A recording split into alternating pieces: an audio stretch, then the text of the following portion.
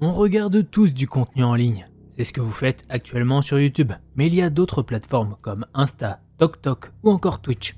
Vous avez tous votre créateur ou créatrice de contenu favori. Mais les connaissez-vous vraiment? Certains cachent bien leur jeu. Oh, je peux vous dire que oui, et c'est ce que je vous propose de découvrir. Tout commence lorsque Maeva regarde un stream sur Twitch d'un petit streamer. Il n'y a pas beaucoup de monde sur la chaîne qu'elle suit et tout le monde semble bien s'entendre. Ce qu'elle aime par-dessus tout, c'est que les petits streamers permettent des échanges plus naturels, car le streamer répond à presque tous les messages. Quand il y a beaucoup de monde sur un stream, en général ça spam et les messages disparaissent dans les oubliettes. C'est pour cette raison que Maeva préfère suivre des petits créateurs de contenu. Ce jour-là ne fait pas exception. De plus, elle est très malade à ce moment-là. Donc cela lui remonte le moral de pouvoir discuter avec d'autres personnes sans sortir de chez elle. Ce jour-là, cependant, le streamer qu'elle regarde habituellement a eu un problème familial urgent et il décide de raider un autre streamer, c'est-à-dire déplacer sa communauté chez un autre streamer.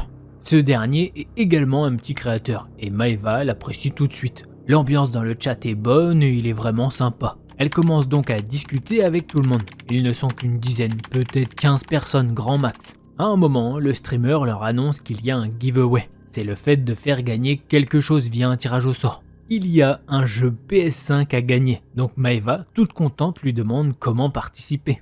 Il lui explique qu'il suffira de taper un mot dans le chat, puis il contactera le ou la gagnante via Discord.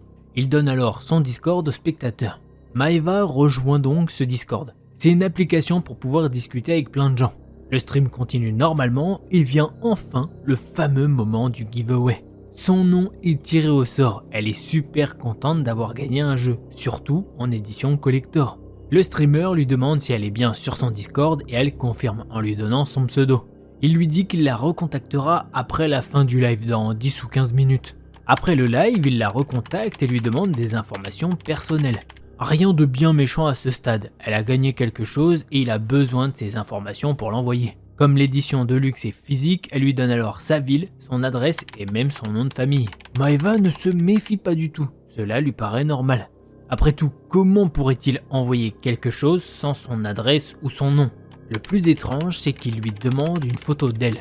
Maeva, voulant simplement son cadeau, ne se pose pas trop de questions et lui envoie une photo. Sauf que c'est pas la sienne, c'est l'une de ses amies. Il semble satisfait, elle ne sait pas comment le dire autrement, mais il lui sort un truc du style « Nice, super sympa la photo, je vais la garder ». Maeva trouve ça un peu spécial, mais elle n'y prête pas plus attention. Quelques jours passent et elle n'a toujours pas reçu le colis qu'elle devait avoir dans la semaine. En revanche, elle reçoit un message du streamer qui lui demande son numéro de téléphone, car apparemment le colis a du mal à arriver. Elle le lui donne et c'est là que les messages étranges commencent. « Hey, comment ça va ?» Maeva elle répond au SMS qu'elle vient de recevoir en disant « Vous êtes qui ? Je suis quelqu'un que tu connais très bien. Allez, devine qui c'est. » Bah, je sais pas, moi je connais pas beaucoup de monde et j'ai pas beaucoup d'amis. Vous êtes vraiment bizarre. Ouais, t'as raison, c'est bizarre de te le dire par message. Je viendrai te dire qui je suis bientôt. J'ai une surprise pour toi. À ce stade, après ces messages, Maeva décide de bloquer la personne. Au pire, si c'est vraiment quelqu'un qu'elle connaît, il viendra lui parler en personne pour qu'elle le débloque. Maeva se demande si tout cela n'est pas une sorte d'arnaque, peut-être pour qu'elle appelle ce numéro et se fasse soutirer de l'argent. Le temps passe et elle n'a toujours aucune nouvelle du colis qu'elle aurait dû recevoir depuis 1 mois maintenant. Elle se dit qu'elle s'est fait avoir et décide de laisser tomber. 2 mois s'écoulent et Maeva a repris sa vie, tout ce qui est de plus normal. Elle n'est plus malade et a dû retourner travailler depuis un moment déjà. Elle finit sa journée et rentre chez elle. La première chose qui la surprend, c'est de trouver un colis dans sa boîte aux lettres. De son côté, elle avait complètement oublié cette histoire de giveaway et se demande ce que cela peut bien être. Elle vérifie si le livreur ne s'est pas trompé. Mais non, c'est bien son nom sur le colis. Le colis est plutôt gros d'ailleurs. Elle le prend avec elle et rentre dans sa petite maison qui n'est pas très grande. 2 chambres, une cuisine partagée avec le salon, des toilettes, un grenier et un garage. Elle a aussi une cave mais celle-ci est dans le jardin. Elle n'y va jamais, pas envie de mourir de peur. D'autant qu'il n'y a rien là-bas. Elle pose le colis quelque part dans son salon et commence à préparer à manger, car elle a très faim et son copain doit la rejoindre dans la soirée. Elle met les aliments à cuire et se dit que pendant ce temps, elle pourrait prendre un bain pour gagner un peu de temps. Elle commence à faire couler un petit bain et prend sa tablette pour mettre un stream en fond. Elle s'installe dans son bain et se détend. qu'est-ce que ça fait du bien. Cela fait environ 10 minutes qu'elle profite de ce moment de détente quand elle entend la sonnette. Elle enfile son peignoir et descend pour ouvrir. Cela doit sûrement être son copain qui a oublié le double des clés. Elle descend, ouvre la porte et se retrouve nez à nez avec un homme qu'elle ne connaît pas. Elle lui demande ce qu'il veut et il demande à voir Maeva. Elle lui dit alors que c'est elle. Sauf que l'homme l'interrompt et lui dit « Non, c'est pas vous, vous êtes trop moche pour être Maeva ». Maeva le regarde étonnée et assure que c'est bien elle, Maeva, en blaguant un peu pour détendre l'atmosphère. Mais l'homme la fixe avec dégoût, comme si elle était littéralement un gros caca. Puis il lui lance « C'est pas parce que t'es à moitié à poil que t'es belle, t'es plutôt une bonne petite salope. Bah Maeva, elle est polie, gentille, et c'est pas une prostituée. Allez, dégage de là. Oui Maeva, tu la caches, c'est ça? C'est ta pote en fait. En même temps, ça m'étonnerait qu'elle soit amie avec un laidron comme toi. Personne voudrait poser les mains sur une grosse salope. Là, c'en est trop. Maeva commence à l'insulter et lui ordonne de partir. Mais l'homme ne bouge pas et la pousse pour rentrer chez elle. Elle tente de se débattre pour l'empêcher d'entrer, mais il est bien plus fort qu'elle. Il la maîtrise facilement, puis lui dit « Tu vois bien que c'est ici que Maeva habite. Regarde, c'est le colis que je lui ai envoyé. » Maeva le regarde, horrifiée, se demandant qui est cet homme et qui est cette Maeva dont il parle. Il sort une corne qu'il avait sur lui et attache les mains et les pieds de Maeva. Il lui met un bâillon pour l'empêcher de parler. La porte est toujours ouverte, puis soudain, elle n'est plus au sol. L'homme a mis une serviette sur son épaule et la transporte. Il lui dit qu'elle n'est qu'une grosse vache à lait, qu'elle est laide et pleine de maladies, et que c'est pour cela qu'il utilise une serviette pour ne pas être contaminée. Le problème, c'est que Maeva commence à comprendre où il l'emmène. Il se dirige vers la cave à l'extérieur. Elle se met à pleurer, tente de parler, mais elle n'y arrive pas. Il lui ordonne de se taire, la pose au sol et elle essaye de ramper pour s'échapper. Mais elle n'a pas le temps. Il ouvre la cave, la prend par les cheveux et la jette à l'intérieur. Il lui dit qu'il doit trouver Maeva et qu'elle habite ici. Et que si jamais il ne la trouve pas, il reviendra. Et Maeva paiera pour ça. Elle est totalement tétanisée. Elle sent son courage l'abandonner complètement lorsqu'il referme la cave derrière lui et bloque l'entrée avec quelque chose. Elle essaye de hurler mais aucun son ne sort. Elle tente de frapper la porte avec son corps mais rien ne se passe. Elle a plus mal qu'autre chose. Elle n'a rien pour s'éclairer et en plus elle est en peignoir. Elle commence à avoir un petit peu froid. Elle essaye de se calmer et de rationaliser la situation. Première chose à faire, essayer de trouver quelque chose pour couper la corde. Elle cherche à l'aveugle dans la cave car bien sûr il n'y a pas de lumière et elle finit par trouver un objet pour tenter de couper ses liens. Quand je dis qu'il n'y a pas de lumière, il y a juste un filet de lumière qui s'échappe de l'interstice de la porte de la cave. Bon, malheureusement, elle n'arrive pas à retirer les liens de ses mains. Ce n'est qu'à ce moment-là qu'elle pense à retirer d'abord les liens de ses pieds. Elle essaye d'y accéder et y parvient difficilement car elle doit se contorsionner dans une position très inconfortable. C'est aussi à ce moment-là qu'elle entend un vacarme monstrueux venant de sa maison. L'homme commence à tout casser là-dedans. Elle pleure, elle est terrifiée. Qu'est-ce qui va lui arriver? Il cherche une Maeva qui n'est pas elle, mais qui, selon lui, habite cette maison. Il ne la trouvera pas. Alors, qui est cet homme? C'est là qu'elle entend de nombreuses personnes arriver dans la maison. Des gens passent et elle aperçoit des ombres, des lumières clignotent et elle comprend que c'est la police. Elle essaye de crier mais ne peut rien faire. Ils ne l'entendent pas. Puis Maeva entend quelqu'un crier son nom. Elle se fige pendant 5 secondes puis reconnaît la voix de son petit ami. Le problème, c'est qu'elle ne peut pas lui répondre. Elle se met alors à frapper la porte de la cave avec son épaule. Elle continue pendant au moins 5 minutes mais commence à ressentir une douleur intense. Elle se laisse tomber au sol et donne des coups de pied dans la porte. Car oui, elle a enfin réussi à se libérer les pieds. Après de nombreux coups, elle entend finalement quelqu'un s'approcher de la cave. Elle donne tout ce qu'elle a, jusqu'à ce qu'elle voit la porte s'ouvrir. À ce moment-là, elle ressent une honte immense. 3 policiers se tiennent face à elle, la regardant avec les jambes écartées. Car oui, elle donnait des coups de pied. Même lorsqu'ils déplaçaient l'objet devant la cave, elle ne voulait pas qu'il la manque. Alors, elle avait continué à frapper. Ce qui lui a valu une expérience plutôt atypique. Se retrouver à moitié nue devant les policiers, les jambes écartées. Maintenant, elle en rit, mais sur le moment, elle était rouge comme une pivoine. Heureusement, ils réagissent vite, l'aident à se lever, enlèvent les cordes et lui permettent de se rhabiller. Quelques minutes plus tard, elle aperçoit son copain qui se jette dans ses bras. Elle explique ensuite ce qui s'est passé aux policiers. Ils prennent des notes et son numéro de téléphone. Il lui explique aussi que c'est son copain qui a appelé la police après avoir maîtrisé l'homme. Apparemment, l'homme, après avoir enfermé Maeva dans la cave, est retourné dans la maison et a commencé à ouvrir le colis, oubliant de refermer la porte à clé, ce qui a permis à son copain d'entrer. Et de toute façon, il avait le double des clés. Mais des fois, quand il y a 2 clés, ça peut bloquer. Et là, en rentrant, il a vu ce type, assis sur le canapé. L'homme tenait dans ses mains un livre avec des photos de plusieurs personnes en position sexuelle. Sur ces photos, on voyait des visages de femmes en train de dormir, avec un engin posé à côté de leur visage. Les policiers ainsi que Maeva se doutent que c'est ce vieil homme. D'ailleurs, elle ne l'avait pas reconnu, mais l'homme qui est entré chez elle et qui recherchait absolument Maeva, c'était le petit streamer en question. Celui qu'elle n'avait vu que quelques minutes pour un simple giveaway. Elle comprend maintenant pourquoi il voulait parler à une autre Maeva et pourquoi il était persuadé qu'elle n'était pas celle qui habitait ici. D'après ce qu'elle apprend, ce type est un prédateur qui attirait ses victimes en organisant de faux giveaways, obtenant ainsi les adresses et numéros de téléphone des gens. C'est pour cela qu'il demandait une photo, c'était pour savoir s'il était intéressé. Elle apprend aussi un petit peu plus tard qu'il ne faisait gagner qu'aux personnes portant un nom féminin. En plus, il avait déjà été banni plusieurs fois d'une certaine plateforme, mais revenait toujours avec un autre compte. Maeva a porté plainte auprès de la police pour séquestration. Elle attend toujours le procès et lui, en attendant, reste en prison où elle espère qu'il pourrira. D'ailleurs, j'avais pas fait gaffe, mais quand on a placé les threads, j'avais même pas capté qu'il y avait un giveaway, ça parlait de giveaway, parce que dans cette vidéo, je vous donne le résultat de qui va gagner le giveaway de la semaine dernière à peu près. Vous savez, celui pour faire gagner ce petit livre. Et voilà, promis, il n'y aura rien de chelou. Je mets le nom du gagnant ou de la gagnante là, hop, au montage, voilà. Et le mieux, ce serait de me contacter sur Instagram. Voilà, qu'on puisse après en parler, etc. Que j'ai l'adresse et que je puisse t'envoyer tout ça.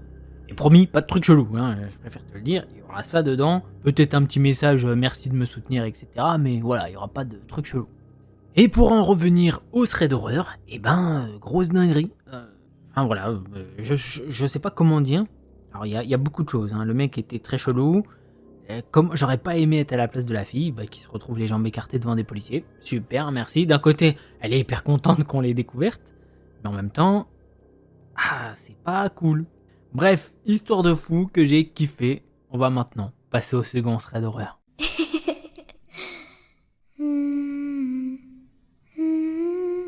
Ho ho ho.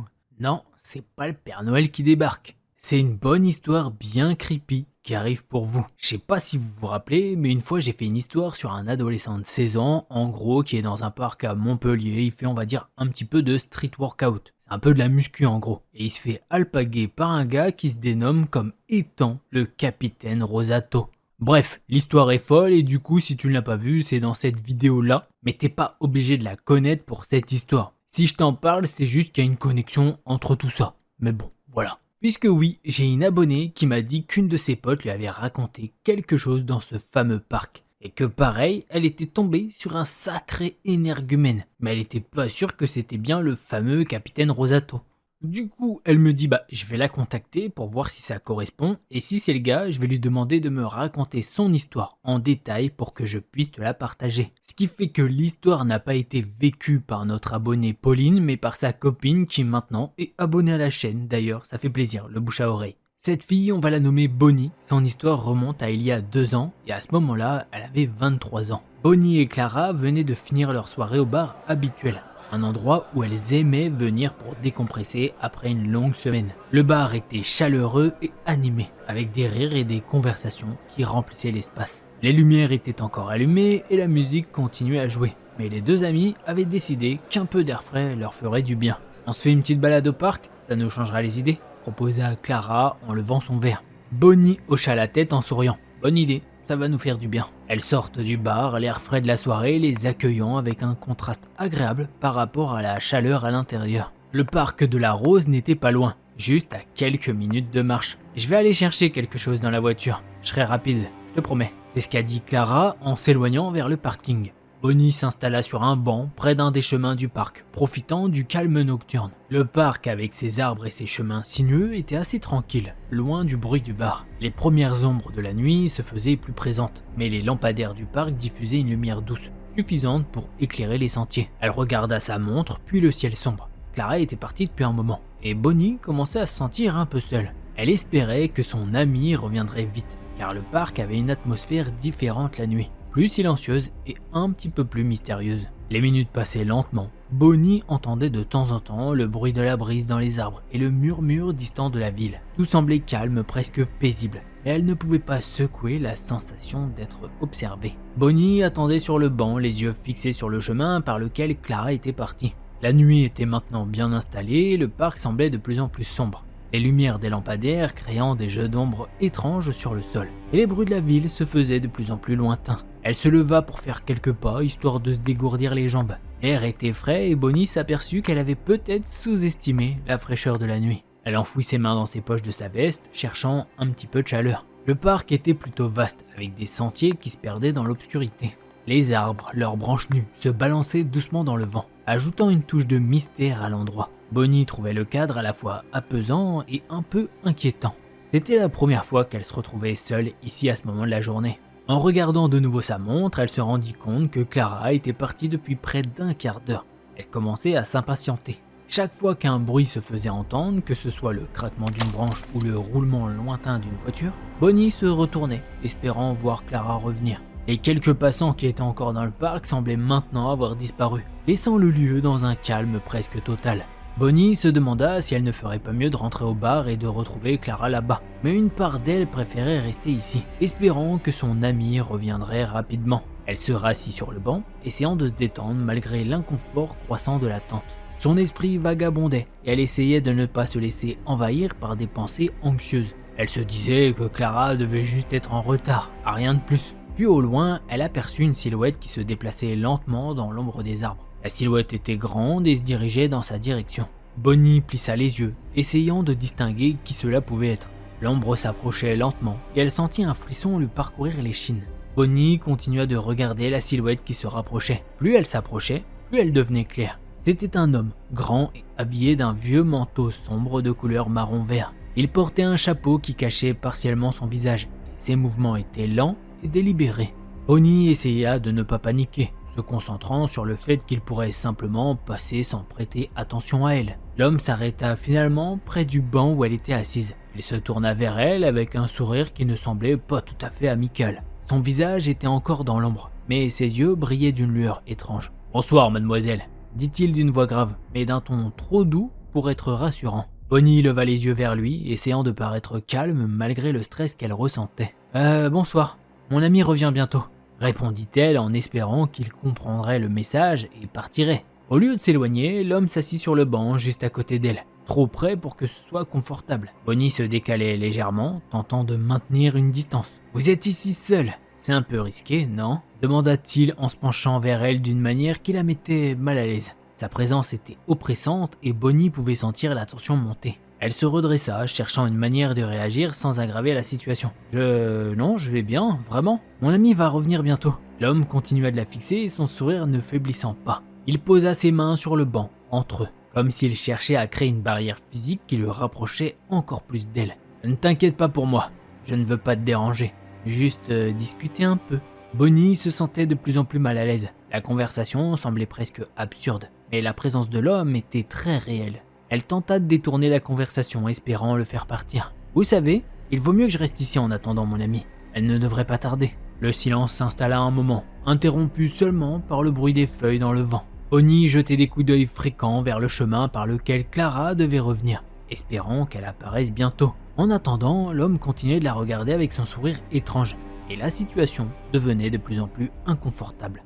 Bonnie essayait de rester calme, mais chaque seconde passée à côté de cet homme devenait de plus en plus stressante. Il était clair qu'il ne comptait pas partir de sitôt. Elle cherchait désespérément un moyen de mettre fin à cette situation. C'est alors que l'homme, avec un sourire qui ne s'effaçait jamais, décida de se présenter. « Au fait, je ne me suis même pas présenté. Je suis le capitaine Rosato », dit-il avec une certaine fierté dans la voix. Bonnie, surprise par cette déclaration, le regarda avec étonnement. « Le capitaine Rosato ?» répéta-t-elle, essayant de comprendre si c'était une blague. Rosato hocha la tête, comme s'il était fier de son titre. « Ouais, c'est moi. Vous voyez, je fais partie des forces spéciales, vous savez. Je suis ici pour veiller sur l'ordre et la sécurité. » Bonnie se demanda si l'homme était vraiment sérieux ou il se moquait d'elle. « Ah, ouais, je vois, » dit-elle, pas vraiment convaincue. Le capitaine Rosato continua avec un enthousiasme légèrement inquiétant. « Ouais, je suis ici pour protéger les gens comme vous. Parfois, les gens ne réalisent pas à quel point ils sont en danger. Il y a des gens bizarres dans ces parcs, vous savez? Bonnie ne savait pas trop comment réagir. La manière dont il parlait était étrange, presque déconnectée de la réalité. Eh bien, je suis sûr que tout ira bien. Mon ami devrait être de retour d'un moment à l'autre, répondit-elle en essayant de garder un ton neutre. Rosato se pencha encore plus près, ses yeux brillant d'un éclat presque fou. Vous savez, j'ai des compétences spéciales. Je peux détecter les mauvaises intentions, les menaces invisibles. Personne ne peut me tromper. Je suis un vrai professionnel. Bonnie sentit un frisson lui parcourir l'échine. Elle était de plus en plus mal à l'aise et la présence de Rosato était devenue presque oppressante. Elle chercha des moyens de se sortir de cette situation sans provoquer une confrontation. Ah ouais? Ben j'avais pas réalisé tout ça. Je vais rester sur mes gardes, bien sûr. Mais vraiment, vous devriez peut-être rentrer chez vous. Il est tard, suggéra-t-elle, espérant qu'il comprendrait le sous-entendu. Rosato sembla réfléchir un instant, puis il reprit sa posture, toujours souriant. Non, ne vous inquiétez pas pour moi. Je suis là pour vous, après tout. Et puis, il fait encore nuit. Je n'ai pas grand-chose à faire. Bonnie essaya de se détendre, mais chaque seconde à côté de cet homme semblait une éternité. Elle regardait constamment le chemin par lequel Clara devait revenir, se demandant si elle allait enfin apparaître pour mettre fin à cette soirée bizarre. Rosato continua avec un enthousiasme légèrement inquiétant. Vous savez, en tant que membre des forces spéciales, je dois être en pleine forme et je peux faire une centaine de pompes. Regardez ça! Avant que Bonnie ne puisse réagir, Rosato se mit à faire des pompes devant elle. Il posa ses mains sur le sol et commença à s'exercer, le dos bien droit. Chaque pompe était accompagnée d'un bruit mat et d'un souffle bruyant. Au début, il semblait plutôt fier de ses performances, mais après environ 8 pompes, il s'arrêta brusquement, visiblement essoufflé. À partir de 8 pompes, il a repris de plus belle et il a commencé à crier. Force spéciale au rapport. 10 pompes, 100 pompes, 200 pompes, 300 pompes, 457 pompes.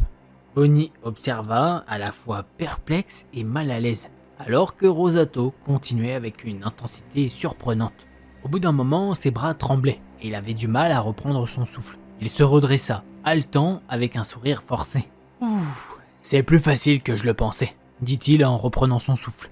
457 pompes, nouveau record. Pas peu fier du capitaine Rosato. Mais bon, c'est normal. Les forces spéciales demandent beaucoup d'endurance.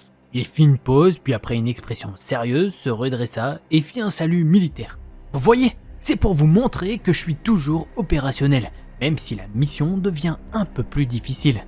Vous voyez, mademoiselle, être dans les forces spéciales demande de la rigueur et de la discipline. Vous aussi, vous devez prouver que vous avez ce qu'il faut. Bonnie le regarda, inquiète. Je suis pas sûr de comprendre. Je veux pas faire de pompe. Moi, j'attends juste mon ami en fait. Rosato secoua la tête avec détermination. Non, c'est pas une question de vouloir ou non. C'est pour la patrie, pour montrer que vous êtes prête à affronter les défis. Si vous voulez entrer dans les forces spéciales, vous devez être capable de démontrer votre force et votre endurance. Bonnie se leva, le cœur battant plus vite. Mais je vous ai dit que je veux pas faire ça. Je suis pas intéressé par les forces spéciales. Le capitaine Rosato se pencha vers elle, le regard intense. Vous n'avez pas le choix. C'est un test de caractère. Si vous voulez rentrer chez vous en toute sécurité, vous devez passer ce test. Sinon, je vais devoir vous garder ici, jusqu'à ce que vous soyez prête. Bonnie, de plus en plus effrayée, tenta de reculer. Je suis pas en train de vous défier. Je veux juste rentrer chez moi.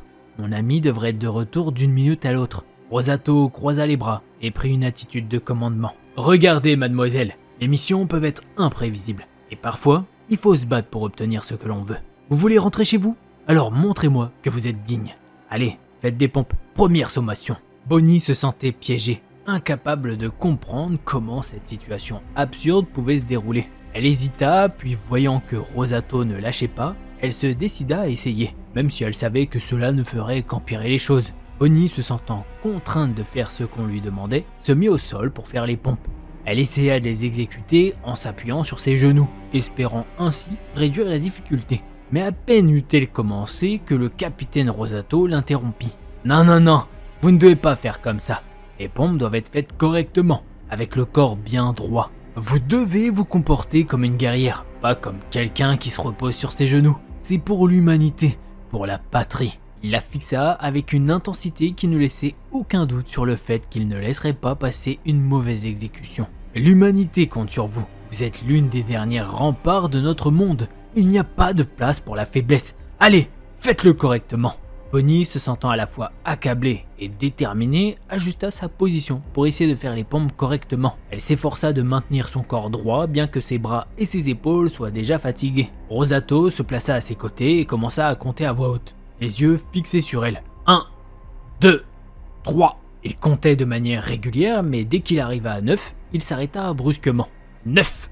Puis il ajouta, après une pause, 9 et demi. Bonnie, épuisée, regardait avec confusion alors qu'il continuait. 9 3/4. Elle tenta de continuer malgré l'incertitude croissante et le décompte étrange, espérant que cela mettrait fin à cette épreuve absurde. Mais à chaque fois qu'elle pensait avoir atteint le 10e, Rosato recommençait le décompte depuis 9, sans jamais franchir le seuil du 10e nombre. Le décompte devenu répétitif et déconcertant augmentait encore plus la fatigue et la frustration de Bonnie. Elle se demandait combien de temps elle pourrait encore supporter cette épreuve, tout en gardant un œil sur le chemin, espérant toujours que Clara arriverait pour mettre fin à cette épreuve. Le capitaine Rosato continuait de compter de manière étrange, ne dépassant jamais le 9. Bonnie était épuisée et confuse, et elle faisait de son mieux pour suivre les instructions absurdes. Les secondes semblaient s'étirer en une éternité. Bonnie, les bras et les épaules en feu, se demandait combien de temps elle pourrait supporter cela. Son esprit fatigué essayait de comprendre pourquoi Rosato était si insistant sur cette absurdité. Soudain, elle entendit un bruit de pas précipité, et en se retournant, elle vit Clara arriver en courant. Ses traits étaient marqués par l'inquiétude et la fatigue, et elle se précipita vers Bonnie, le visage soulagé. « Bonnie, je suis désolé, j'ai eu du retard. Qu'est-ce qui se passe ici ?» s'écria Clara, haletante. Le capitaine Rosato se tourna vers Clara avec une expression qu'elle ne pouvait pas vraiment décrypter. « Je suis en train de faire passer un test de force à votre ami. Les forces spéciales exigent une grande endurance. » Clara jeta un regard sceptique à Rosato, puis revint vers Bonnie. « Bonnie, est-ce que tout va bien ?» Bonnie, haletante, tenta de se redresser. Ouais, je pense que ça va aller maintenant. Merci d'être venu. » Rosato, visiblement contrarié par l'interruption, se leva et regarda Clara avec une détermination froide. « Ok, vous avez réussi à temps.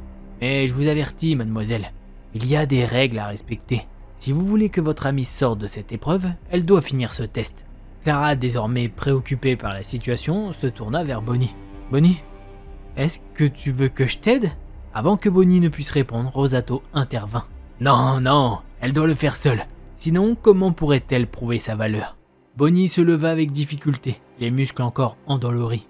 Elle regarda Clara avec gratitude, puis se tourna vers Rosato. « Très bien, je vais terminer ce test, mais après ça, je veux vraiment partir. » Rosato hocha la tête, un sourire de satisfaction aux lèvres. « Très bien, continuez à faire les pompes, mademoiselle.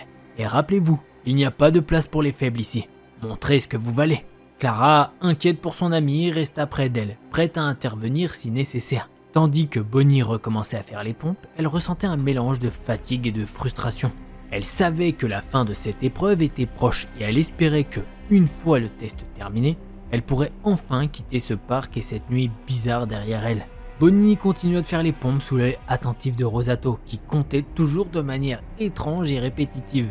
Chaque pompe était un défi, et elle sentait ses forces diminuer à mesure qu'elle essayait de finir ce test absurde. Clara restait près d'elle, l'encourageant silencieusement, prête à intervenir si nécessaire. Finalement, après une longue série de pompes et avec l'épuisement presque total, Bonnie s'effondra sur le sol, haletante. « J'en peux plus », murmura-t-elle, les larmes aux yeux. Rosato regarda Bonnie avec une expression sévère, mais après un moment, il hocha la tête, apparemment satisfait. « Très bien, vous avez montré un peu de courage, vous pouvez partir maintenant.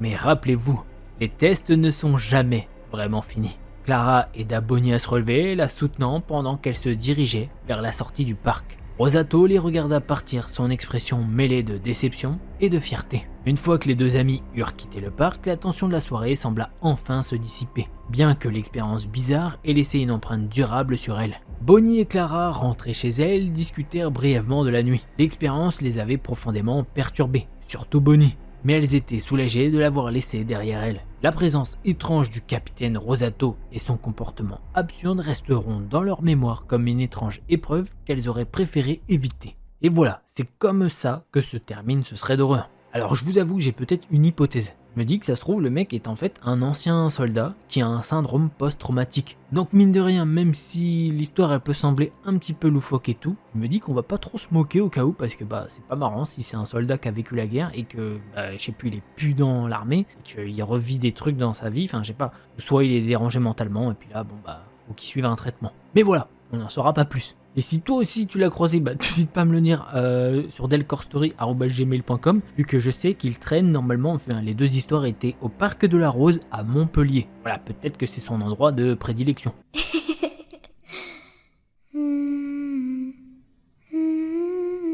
L'histoire que je vais vous raconter, c'est celle de Sylvie. Son histoire se déroule bien évidemment aux États-Unis. Elle a 41 ans et vit avec son mari Douglas et une fille qui a 12 ans. Ils habitent une assez belle maison, mais ça fait un petit moment qu'ils songent à déménager, car c'est une ancienne maison, pleine de charme et de caractère. Les vieilles pierres et les poutres apparentes, tout respirait l'histoire et le passé. Ça y est, c'est le moment de passer à autre chose et de vivre dans quelque chose d'un peu plus moderne, et surtout dans un meilleur environnement avec plus de soleil. Ils ont contacté plusieurs agences immobilières pour vendre leur bien, qui est quand même un bien d'exception. Et Sylvie ne nous dit pas combien vaut l'endroit, mais ça doit valoir un petit paquet. À force, ils tombent sur une agence immobilière qui a l'air vraiment cool. Et surtout, un agent immobilier. Ils ont fait une visite avec cet agent immobilier et tout se passe bien. Il les rassure pour leur dire qu'un bien comme ça ne devrait pas rester longtemps sur le marché. Forcément, l'agent fait son boulot et il prend des photos de chaque pièce. Pas mal d'angles et tout. Nickel. C'est pas en mettant 3 photos que tu vas vendre une maison de ce calibre. Voilà, maintenant quelques jours passent et Sylvie regarde ses mails et elle peut voir un email venant de l'agent immobilier avec pour objet urgent. Elle ouvre l'email et lit la chose suivante. Bonjour Madame X. Bien évidemment, elle s'appelle pas Madame X, c'est juste qu'on n'a pas le nom. Je vous contacte à propos d'un détail très troublant. J'étais en train d'effectuer la sélection des photos à prendre afin de mettre l'annonce sur nos différents outils de communication afin de bien vendre votre bien. Et un détail m'a marqué. Sur 2 des photos de la buanderie dans un endroit anodin, rempli de vêtements suspendus et de cartons de rangement, j'ai aperçu un visage. J'ai pensé être fou, mais avec mes collègues, nous en avons tiré tous la même conclusion. Il y a bien le visage de quelqu'un qui se cache. Je vous laisse regarder les photos envoyées en pièces jointes. Blablabla, cordialement, le nom de l'agent immobilier. Et Sylvie va ouvrir les 2 pièces jointes et au début, elle ne voit pas grand chose. Du coup, elle pense à une mauvaise blague ou peut-être à une illusion d'optique. Mais à un moment, son cœur va s'arrêter un instant. Elle regarde effectivement entre des cartons entreposés avec des vêtements dessus, 2 yeux globuleux et blancs. Le tout appartenant à un visage pâle et effrayant. Elle va alors se lever d'un bond de sa chaise pour appeler son mari. Premier appel, ça ne décroche pas. Deuxième, rien. Elle se met à paniquer, elle est potentiellement dans la maison avec un inconnu qui squatte leur maison. Heureusement, le 3e appel est le bon. Son mari décroche et Sylvie lui explique ce qu'il vient de se passer. Au début, il lui demande si elle lui fait une blague et elle lui répond calmement mais sèchement que non. Et son mari comprend que il n'y a pas le ton de la blague dans sa voix qui est apeurée. Elle ne joue pas un rôle, elle a vraiment peur. Il lui dit de sortir de la maison et de l'attendre un peu plus loin de la maison en sécurité dans sa voiture. Et c'est ce qu'elle fait. Elle ne prend même pas la peine d'aller chercher ses chaussures. Elle reste avec ses chaussons et va dans la voiture. Elle attend son mari à une centaine de mètres de la maison. Après un certain temps, elle voit sa voiture et ils se parlent par la fenêtre des voitures. Le mari lui dit de venir à la maison. Ils garent chacun leur voiture sur le parking et Sylvie conduit son mari Douglas devant l'ordinateur portable. Elle lui montre l'email que lui a envoyé l'agent immobilier, il le regarde et ouvre les pièces jointes. Sylvie n'a même pas eu le temps de lui montrer où était caché l'homme que Douglas a déjà trouvé la tête de cet homme dans la buanderie sur la photo. Il est choqué, il regarde encore et encore cette photo. Il se retourne vers Sylvie et lui dit « T'es sûr que c'est pas l'agent immobilier qui nous fait une blague ou qui veut faire une crasse pour que la maison se vende moins cher ou quoi ?» Oui, sur le coup, il a cette pensée un peu bête, parce que si la maison se vend moins cher, la commission sera moins grosse aussi, donc non, techniquement aucun intérêt.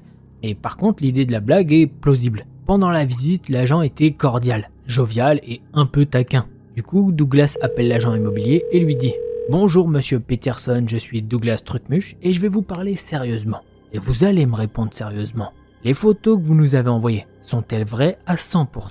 L'agent immobilier lui certifie qu'il n'y a aucun trafic chelou genre Photoshop ou quoi. Là, le couple se regarde et se demande comment c'est possible tout ça. Comment un inconnu peut-il se cacher dans la buanderie? Et depuis quand? Est-il encore ici dans la maison en ce moment même? Douglas propose à sa femme d'aller voir, mais elle le raisonne et lui dit « Mais réfléchis, on ne sait pas s'il est armé. Peut-être qu'il a un couteau ou même un flingue. Qu'est-ce que tu vas faire? Tu veux revoir ta fille ce soir ?» Et là, c'est l'argument qui fait mouche. Douglas se dit c'est mort, je prends pas de risque. Le couple décide alors de sortir de la maison et qu'ensuite ils vont se mettre plus loin pour faire intervenir la police. Et c'est ce qu'ils vont faire, ils vont se mettre plus ou moins à la même place que Sylvie s'est égarée plus tôt dans la journée. Ils vont appeler la police, leur strat à ce moment-là c'est de ne pas appeler dans la maison. Parce qu'imaginez que le gars qui squatte peut-être chez eux se sente démasqué et tente le tout pour le tout. Ce serait clairement trop dangereux.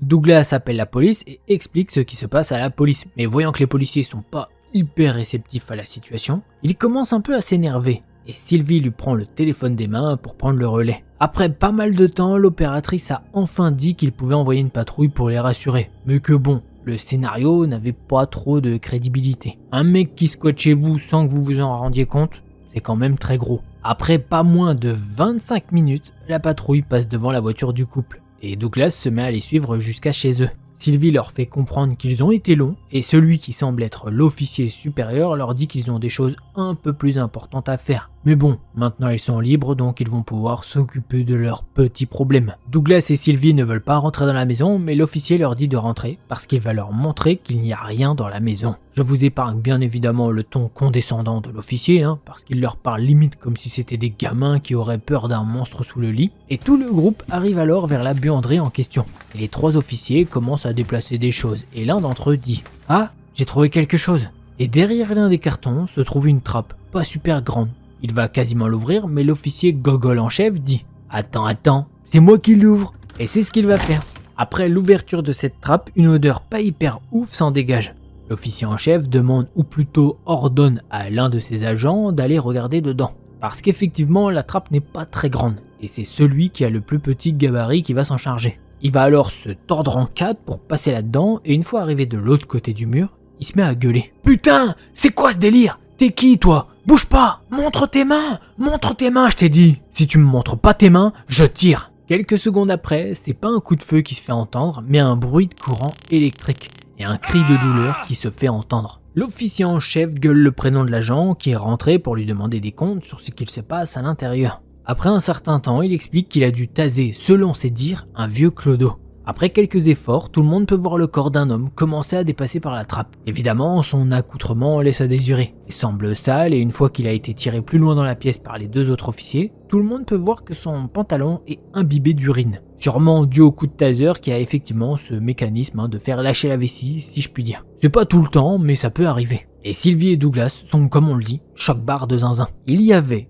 un homme caché dans leur maison, sous leur toit, très proche de leur fille. Les officiers vont alors faire appel à une ambulance pour qu'il soit transporté à l'hôpital et surtout parce que le policier en chef ne veut pas que ce gars rentre dans la voiture de police dans son état. Voilà, après on a eu quelques détails. Derrière cette trappe se cachait une petite pièce remplie de différents éléments qui faisaient effectivement penser que la pièce était squattée depuis un moment. L'enquête a donné quelques petites réponses. Ça fait pratiquement 2 ans que cet homme squattait la maison et il n'a jamais eu l'intention de leur faire du mal. Il voulait effectivement profiter d'un foyer cosy sans se retrouver à la rue. Sylvie et Douglas n'ont pas voulu poursuivre leur plainte afin de ne pas empirer la vie de cet homme. Mais clairement, sur le coup, ils ont eu la peur de leur vie. Voilà, c'est comme ça que se termine ce thread d'horreur. C'est assez... Bon, j'ai pas regardé, j'avoue, je sais pas, j'ai pas regardé chez moi si j'avais une trappe ou quoi quelque part, mais normalement il y en a pas. Donc Ah, et puis bon, Cookie, il s'en tire un peu les trucs. C'est ça qui est bien quand t'as un chien ou même un chat. Je pense qu'un chat, ça peut détecter des trucs. Mais ouais, bah c'est bizarre d'avoir un mec qui squattait chez toi. Après, ils ont pas porté plainte contre lui parce qu'effectivement, le gars était déjà dans la galère. Et d'un côté, je trouve que c'est humain de leur part. Donc voilà, et apparemment, il a jamais fait de mal. Bon, je me dis que tout se termine bien, si je puis dire, dans le meilleur des mondes. Même si, clairement, ça devait faire peur. Allez, on passe au prochain thread d'horreur.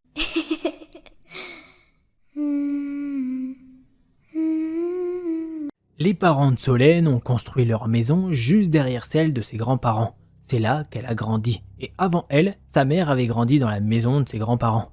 Ils ont bâti les 2 maisons, donc en principe, il n'y a rien de louche. Pas d'histoire bizarre, personne n'est mort sur le terrain, aucun drame. Bref, c'est censé être tranquille. Un soir, ses parents partent pour leur anniversaire, laissant Solène et son frère seuls. Elle a 13 ou 14 ans et son frère en a 18 ou 19. Les parents ont mis des caméras un peu partout autour de la maison et une dans la cuisine. Avec son frère, ils peuvent checker les caméras si besoin, mais ça ne montre que la cuisine et le salon, pas les chambres. Après le départ des parents, tout roule, sauf que son frère décide, un peu à l'arrache, de partir voir un pote à environ 2h30 de route. Il se casse vers 22h laissant Solène seule. Mais elle flippe pas, elle a déjà passé des soirées solo. Il est environ 23h30, ça fait 1 heure qu'il est parti. Solène est sur FaceTime avec une pote, elle se raconte des histoires flippantes. Elle et son amie commencent à avoir des coupures, comme si les mots de Solène se coupaient. Puis d'un coup, elle entend quelqu'un frapper à sa porte. Pas un simple toc-toc, non, c'est un gros bang. Assez fort pour que son amie sur FaceTime l'entende aussi. Elles se fichent toutes les deux. Elle reste silencieuse quelques minutes, puis ça recommence. Solène commence à paniquer et décide de jeter un œil aux caméras pour voir s'il y a quelqu'un qui essaye de rentrer ou si c'est son frère qui aurait oublié un truc. Rien du tout sur les caméras. Alors elle dit à sa pote qu'elle la rappelle plus tard et appelle direct son frère. Et là, dès qu'elle l'appelle, la porte de sa chambre se met à trembler, hyper fort. À tel point qu'elle n'entend même plus la sonnerie du téléphone. Elle entend son frère dire allô et lui raconte tout en panique. Lui, il entend les secousses et comprend direct qu'elle n'invente rien.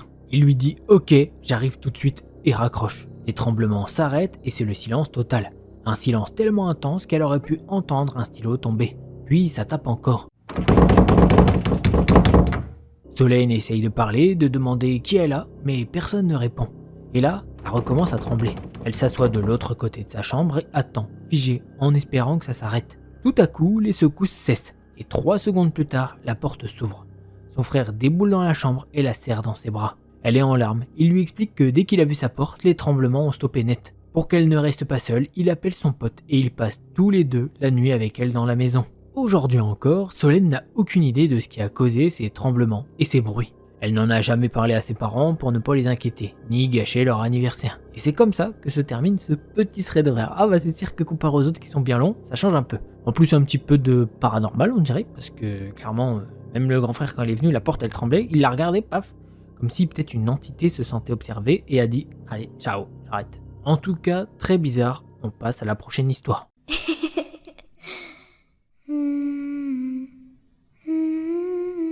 On a tous une fois dans notre vie eu envie de manger un petit bout la nuit, ou juste avant de se coucher, manger un petit truc. Mais je ne pense pas qu'on ait vécu la même chose que notre Astania qui a vu quelque chose de plutôt bizarre. Je vous propose de découvrir tout ça dans cette histoire. Un soir, Astania est sortie de sa cuisine pour prendre une collation du soir. Il est très tard et elle a une mauvaise manie, c'est qu'elle se lève la nuit pour aller manger. Ce qui ruine en même temps ses horaires de sommeil. Elle regarde l'horloge du four et cela affiche 2h35 en petites lettres vertes. Puis elle continue de parcourir le frigidaire de ses parents. Sa chambre se trouve à quelques pas de la cuisine. Elle peut directement voir dedans en fermant le réfrigérateur pour mettre au micro-ondes les galettes d'hamburger et la purée de pommes de terre qu'elle a trouvée. Le micro-ondes se trouve pas loin et elle n'est pas trop effrayée de se balader sans lumière dans sa maison.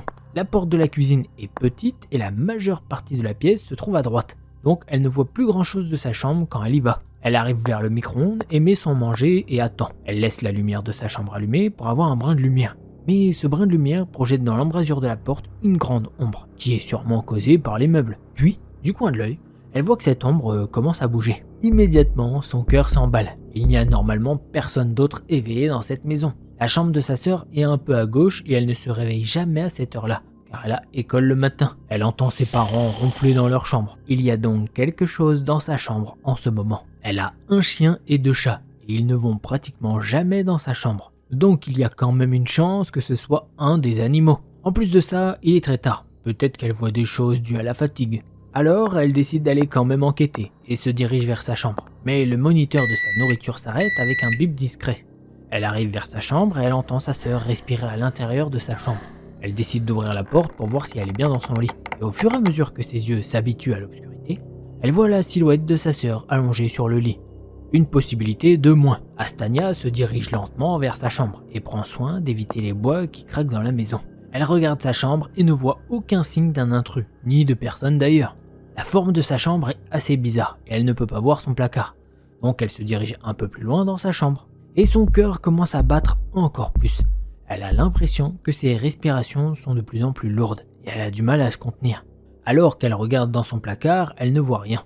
Bon, elle n'a pas nettoyé en dessous depuis des années, donc s'il y avait quelqu'un qui était allé en dessous, il aurait poussé plein de trucs en dessous. Il n'y a pas de chat, pas de chien, rien pour la rassurer sur le fait qu'elle est en sécurité. Elle voulait partir de sa chambre, mais c'est comme si elle commençait à geler sur place. Les dernières onces de courage qu'elle a lui font défaut. Après quelques minutes à rester comme ça, Elle s'assoit sur son lit et prend une profonde et silencieuse respiration. Elle est toujours pétrifiée. Elle a les yeux fixés sur la porte ou sur le placard pendant environ 5 minutes, le temps de reprendre son courage.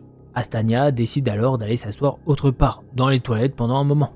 Elle se dit que peut-être elle va rester là-bas jusqu'à ce que le soleil se lève. Elle a déjà envisagé de réveiller ses parents, mais elle ne pense pas que ses parents vont la croire, surtout pour une ombre. Ce serait pas trop convaincant pour eux. Elle se dirige lentement et tranquillement vers les toilettes et abandonne complètement sa nourriture et regarde à chaque coin de sa maison pour être sûre qu'elle est seule. Elle rentre enfin dans la petite salle de bain plutôt exiguë qu'elle partage avec sa sœur. Lorsqu'elle allume la lumière et verrouille la porte derrière elle, elle a immédiatement remarqué que le rideau de douche est poussé complètement à droite de la porte. Les toilettes sont juste à côté de la baignoire sur la gauche, donc sa sœur et elle laissent toujours le rideau ouvert pour pousser complètement ce dernier vers la gauche pour pouvoir ouvrir. Au cours de ses 18 années de vie dans cette maison, elle n'a peut-être vu qu'une seule fois le rideau écarté de cette façon. Une combinaison de curiosité, de courage la pousse à s'avancer vers le rideau pour voir ce qu'il se cache derrière. Elle fait 5 longs pas vers le rideau et elle l'écarte. Et là, rien, le vide. Elle se retourne et rien derrière elle. Astania se sent en sécurité. Elle reste assise sur les toilettes pendant 1 heure et son corps commence à fatiguer. Elle se dit que peut-être il y avait quelque chose dans sa chambre, il serait sûrement parti depuis. Elle décide d'éteindre la lumière avant d'ouvrir la porte pour se diriger vers sa chambre, car la chambre de sa sœur est juste à côté de la salle de bain. Elle ne veut pas prendre de risque de réveiller ses parents, car à chaque fois qu'elle les fait réveiller, ils sont furieux. À la seconde où elle éteint la lumière, elle sent une goutte de liquide qui se pose sur ses cheveux. Elle lève les yeux au plafond, et au plafond, suspendue, se trouve une grande silhouette humaine, mince et sombre qui se dresse au-dessus d'elle. Elle a la tête suspendue à l'envers, et ses mains et ses pieds sont tordus d'une manière impossible pour un être humain. Le seul trait physique perceptible, autre que sa silhouette élancée, sont ses yeux grands et jaunes. Même si cette chose est pratiquement invisible dans le noir, elle peut distinguer un horrible sourire sur son visage. À ce moment-là, elle a un sentiment, c'est de n'être jamais venue au monde, ou de mourir. Elle regarde cette créature, et son visage est maintenant tout près du sien, et la seule pensée qui se forme dans sa tête, c'est « pourquoi ?» Ses yeux brûlent à force de fixer la créature pendant si longtemps, et surtout contre sa volonté. Elle a peur de fermer les yeux en présence de cette chose, mais ses yeux se ferment tout seuls, et quand elle rouvre les yeux, cette chose a disparu. Elle a allumé la lumière et se dirige vers le couloir pour également allumer une autre lumière. Elle continue d'allumer toutes les lumières de la maison, jusqu'à ce que ses parents et sa sœur entrent dans la cuisine. Ils l'ont interrogée du pourquoi elle avait allumé toutes les lumières, mais elle veut pas les écouter. Elle regarde l'horloge, et cela indique qu'il est 4h28 du matin. Et voilà, c'est comme ça que se termine ce thread. On n'a pas d'autre... On n'a pas de suite, je peux pas vous dire, je peux pas en inventer, il n'y a pas de suite. Voilà, c'est comme ça. Petit thread sympa, encore un petit peu paranormal, donc voilà, celui-là il est encore plus flippant que l'autre.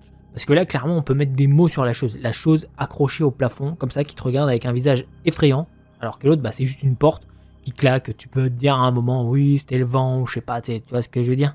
Bref, allez, on passe au prochain thread d'horreur.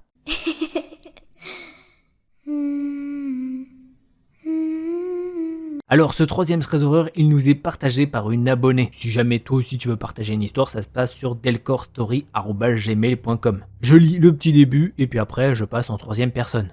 Salut Delcor, j'espère que tout va bien pour toi.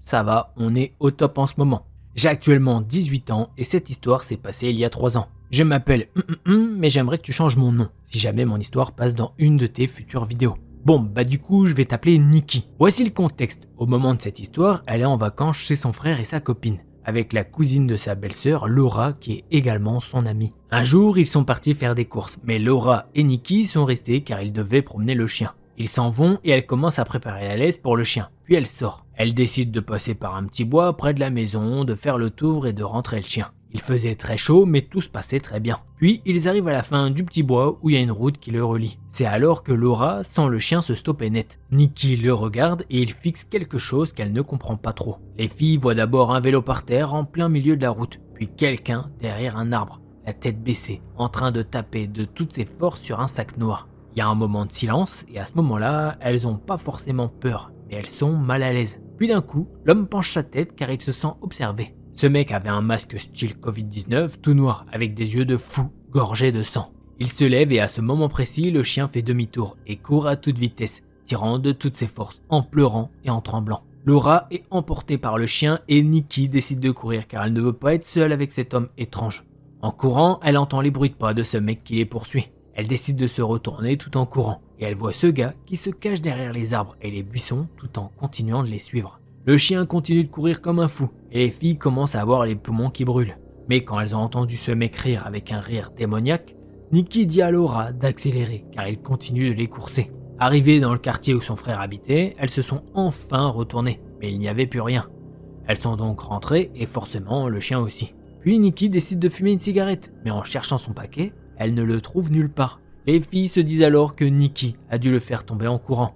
Totalement terrifiée à l'idée de retourner dans ce bois et de retomber sur ce type, elle demande à son père de l'accompagner. Il est chasseur et connaît très bien ce bois, pour essayer de retrouver son paquet.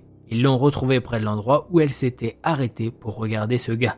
Le gars n'était plus là, le sac noir non plus, et le vélo avait disparu. Par contre, ce qu'il retrouve, c'est un petit couteau papillon, ce qui la pétrifie sur place. Elle a longtemps pensé à ce qu'il aurait pu se passer si ce gars avait réussi à les rattraper. Elle en a parlé à son frère et sa copine, mais malheureusement, ils pensaient que c'était une blague. Mais Laura et Nikki le savent et elles l'ont bien senti. Ce n'était pas une mauvaise blague. Aujourd'hui, son frère et sa copine ont déménagé. Elles n'ont plus jamais recroisé ce gars, heureusement. Elle nous met à la fin qu'elle espère que cette histoire nous a plu et elle nous souhaite une bonne continuation pour mes vidéos. Et franchement, ça fait trop plaisir d'avoir des histoires abonnées comme ça qui sont partagées.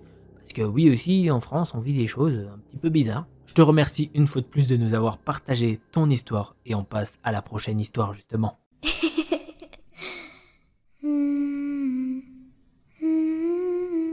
L'histoire que je vais vous raconter, c'est celle d'Olivia. Elle commence en expliquant que ce n'est pas une histoire effrayante avec une fin hyper satisfaisante. Mais bon, personne n'a été blessé et pour ça, elle est reconnaissante. Tout ça remonte à quand Olivia était en 5e ou 6e année. Ce qu'il faut savoir, c'est qu'elle est canadienne, donc à l'époque, elle avait environ 8 ou 9 ans. Et maintenant, elle en a 23, bientôt 24 en juillet, mais sauf que l'histoire, elle est déjà pas... Hop. Donc là, maintenant, c'est sûr qu'elle a 24. Bref, sa mémoire est peut-être un peu floue, mais ce jour-là est gravé dans son esprit pour toujours. Olivia et sa sœur Paya, qui a 2 ans de moins, allaient dans une petite école d'immersion française. Comme elle n'habitait pas à proximité, elle prenait le bus scolaire tous les jours. L'arrêt de bus était à un pâté de maison de leur immeuble. Le matin, elle se levait à 7h pour attraper le bus à 7h30 et arriver à l'école à 8h. Il y avait aussi une autre famille avec des enfants plus jeunes à leur arrêt, donc elle n'était jamais complètement seule, mais la plupart du temps, Olivia et Paya faisaient le trajet aller-retour sans adultes parce que leur mère travaillait de nuit.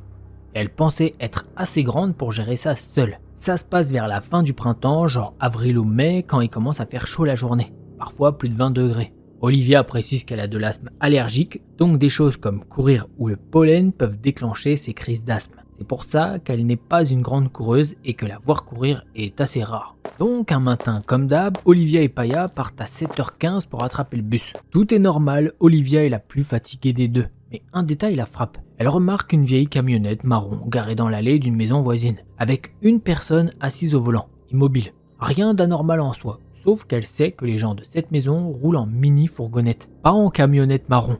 Peut-être que c'est juste la couleur moche qui attire son regard. Avec le recul, elle se dit qu'elle aurait dû se demander pourquoi le gars dans la camionnette restait assis là, sans bouger, pendant plus de 15 minutes. Mais elle était trop fatiguée pour y penser. Elles partent à l'école et la journée passe sans rien d'extraordinaire.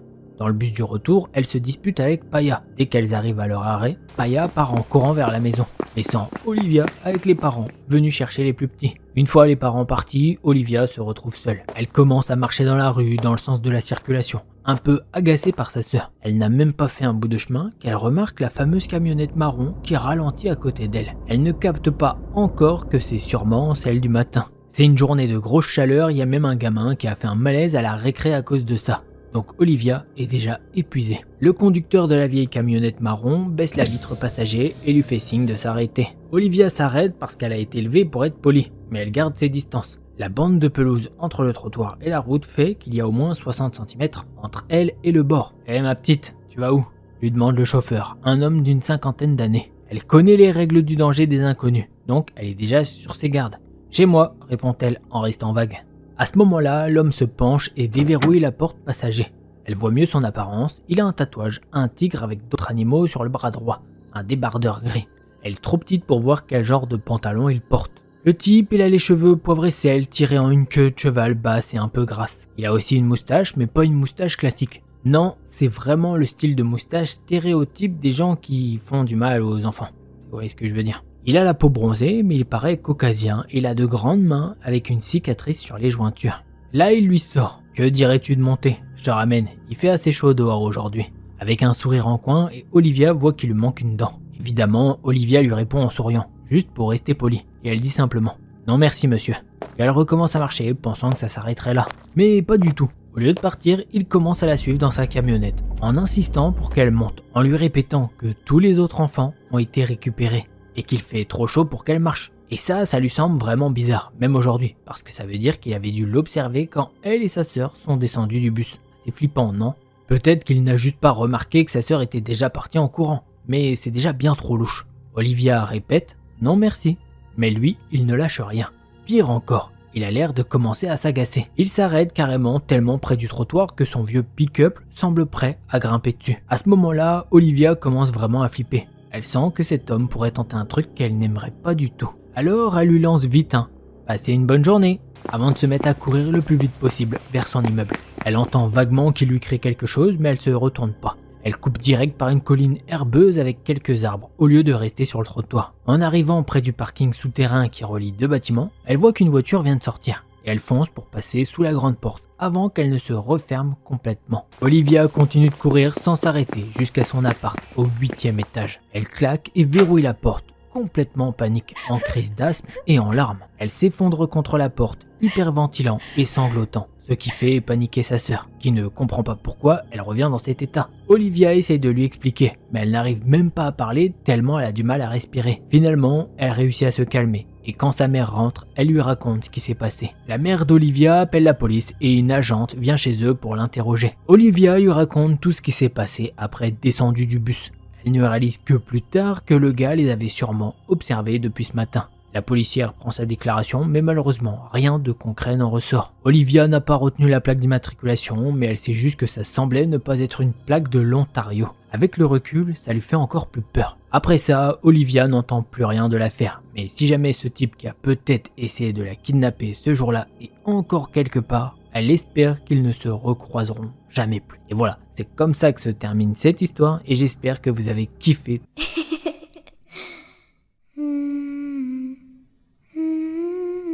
Ah, les colonies de vacances, un endroit merveilleux pour de nombreux enfants.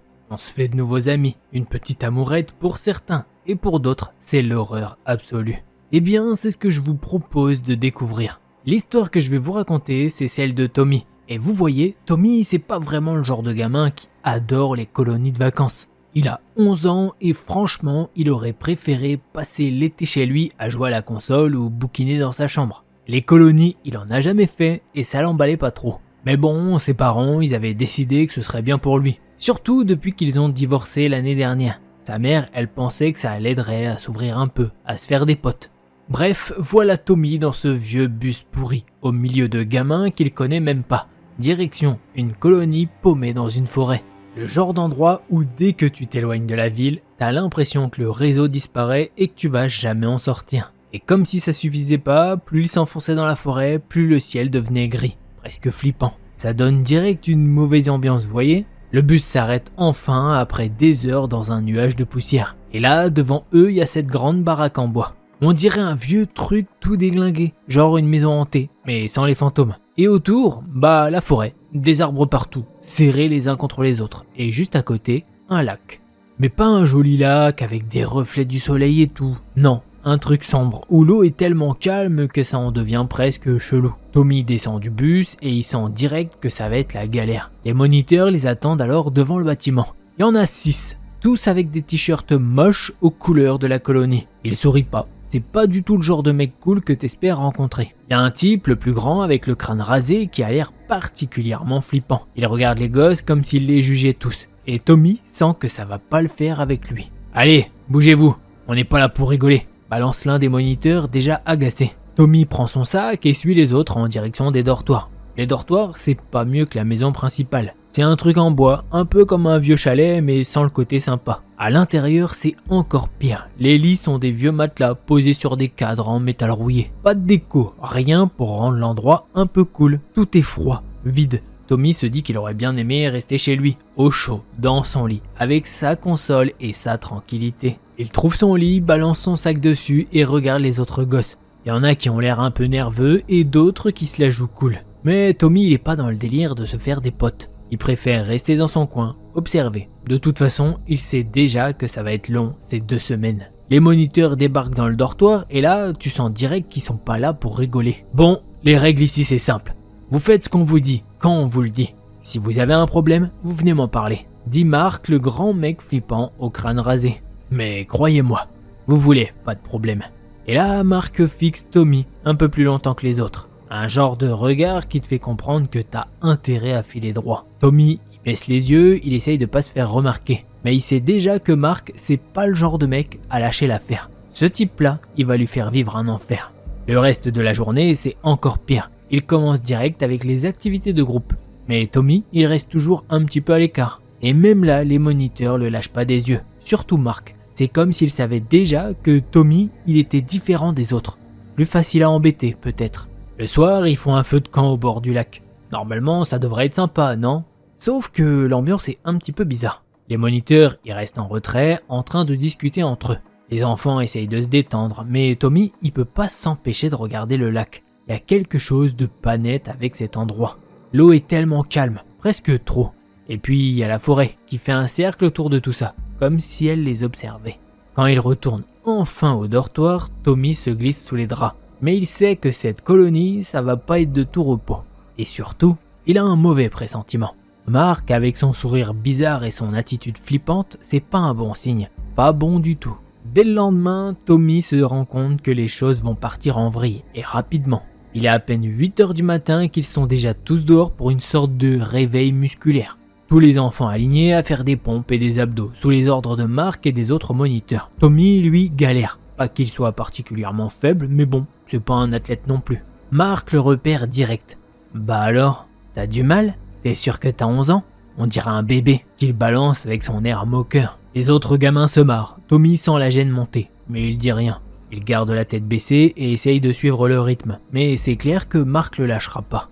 Il sent déjà que c'est lui la cible. C'est toujours comme ça dans ces situations. T'as un groupe et il y a toujours un gars ou une fille qui se fait remarquer parce qu'il est un petit peu différent. Et c'est celui-là qui prend. Le reste de la matinée, c'est pire. Pendant qu'il prépare le matériel pour une activité au bord du lac, Mark continue de le prendre pour cible. Chaque fois que Tommy essaye de faire quelque chose, le mec trouve un moyen de le rabaisser. T'es lent comme un escargot, mec. Si t'étais dans une équipe de foot, tu serais sur le banc tout le temps. Tommy essaye d'ignorer, mais plus il avance dans la journée, plus ça devient lourd. Et Mark n'est pas le seul. Il y a un autre moniteur, Stéphane, qui commence à se joindre à la fête. Lui, il est plus discret dans son harcèlement, mais tu sens qu'il adore quand Mark se moque de Tommy. Il lance des petites remarques par-ci par-là, mais assez fort pour que tout le monde entende. « Eh Mark, regarde, notre champion est déjà fatigué », dit-il en rigolant, alors que Tommy traîne derrière le groupe lors d'une randonnée. À partir de là, ça devient constant.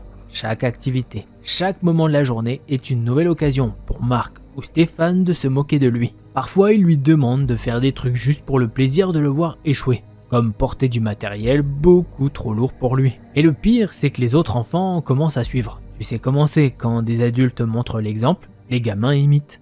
Un soir, après une autre journée pourrie, Tommy se retrouve seul dans le dortoir. Les autres gamins sont dehors autour du feu de camp. Lui, il a juste une envie, c'est d'être tranquille. Mais évidemment, Mark trouve une excuse pour le déranger. Il entre dans le dortoir sans frapper et le regarde avec ce même sourire moqueur. « Bah alors, t'es même pas capable de te mêler aux autres? T'as peur du feu? C'est ça ?»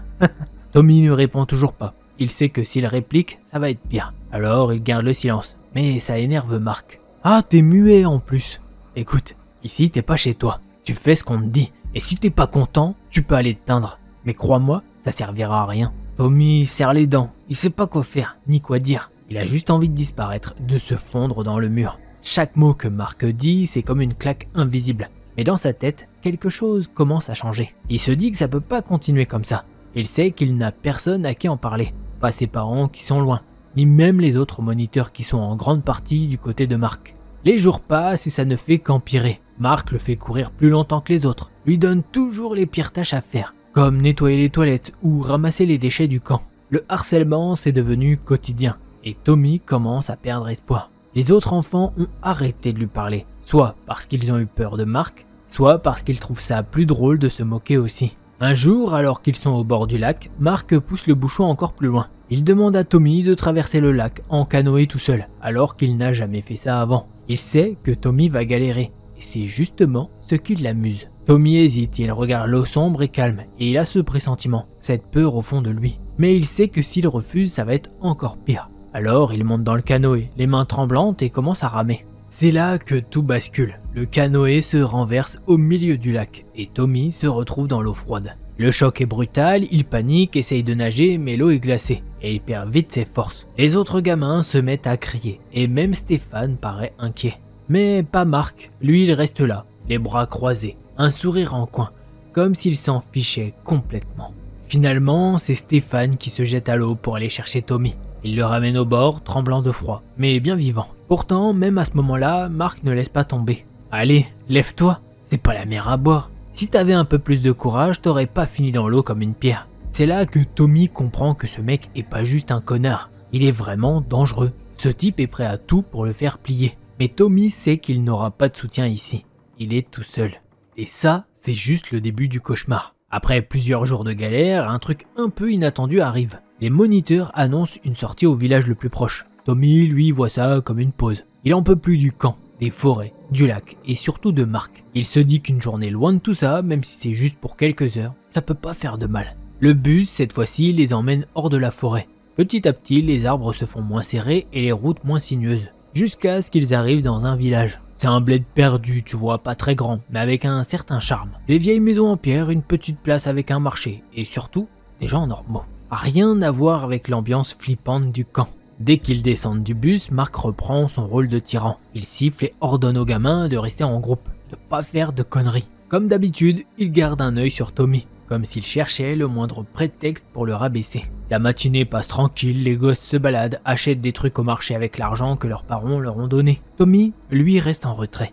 Il traîne dans son coin, essayant de profiter du moment loin du camp. Mais même là, il sent toujours cette pression, cette peur que Mark surgisse de nulle part pour lui faire un sale coup. Alors qu'il se promène seul dans une rue un peu moins fréquentée, Tommy tombe sur un petit café bien tranquille, avec une terrasse à l'ombre. Il hésite un moment, puis il se décide à y s'asseoir. C'est là qu'il voit un vieux type assis à une table tout seul.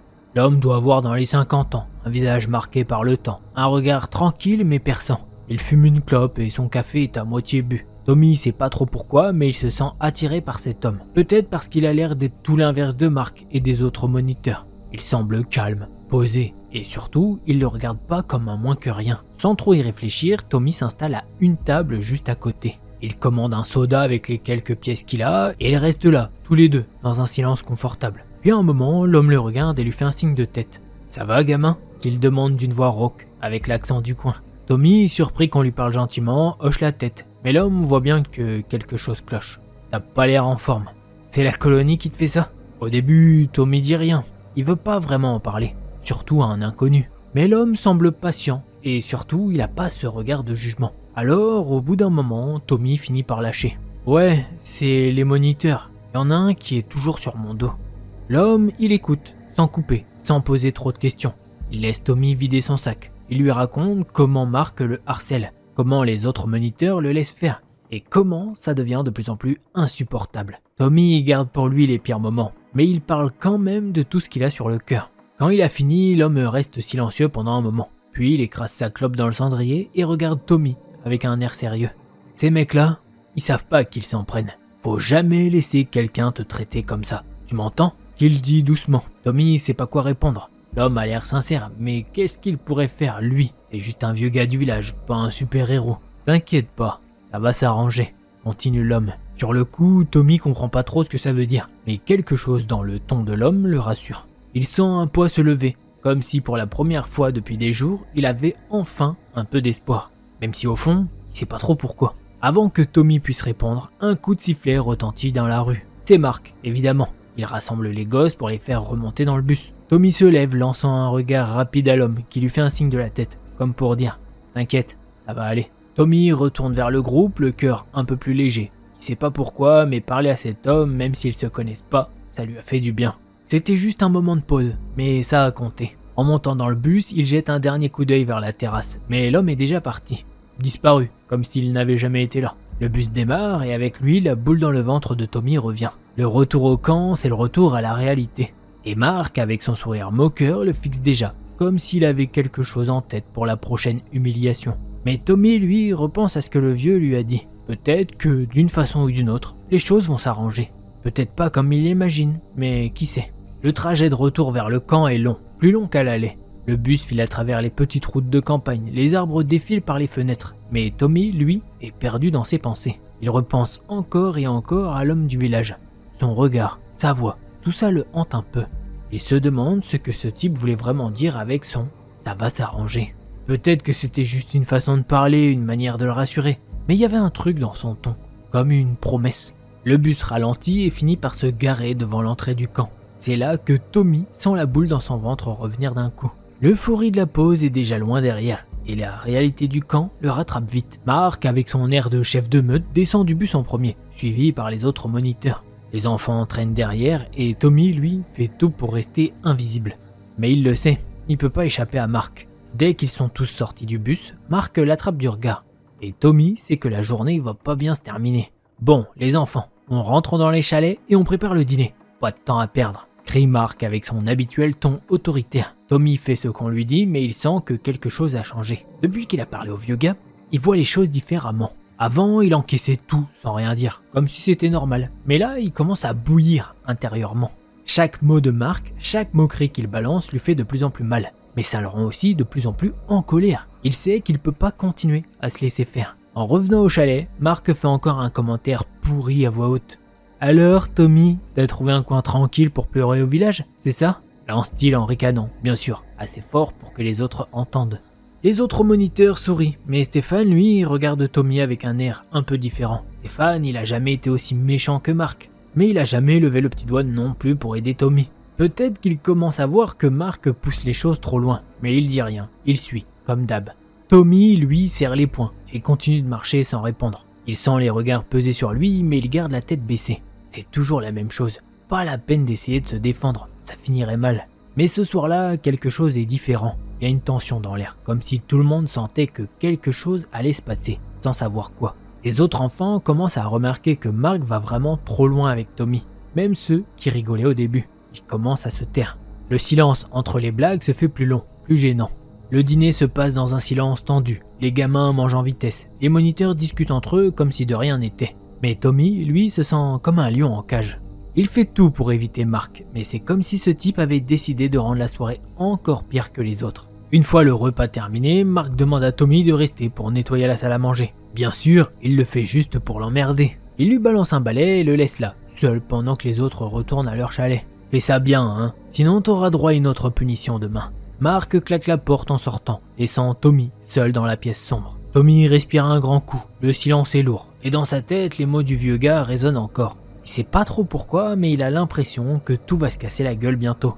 Quelque part, il espère que ce sera le cas. Alors qu'il est en train de balayer, il entend du bruit dehors. D'abord des voix, puis des rires étouffés. Des gamins sûrement, mais il y a un truc qui cloche. Ça fait plus de bruit que d'habitude, et c'est plus nerveux. Tommy s'arrête un instant, le balai à la main, et tend l'oreille. C'est là que ça commence vraiment. Des cris, au loin, près des chalets. Pas des cris de joie, ni des rires comme d'habitude.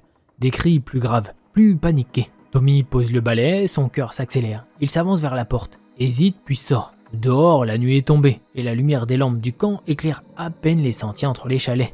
Les cris continuent, et maintenant il y a aussi des bruits sourds, comme des coups.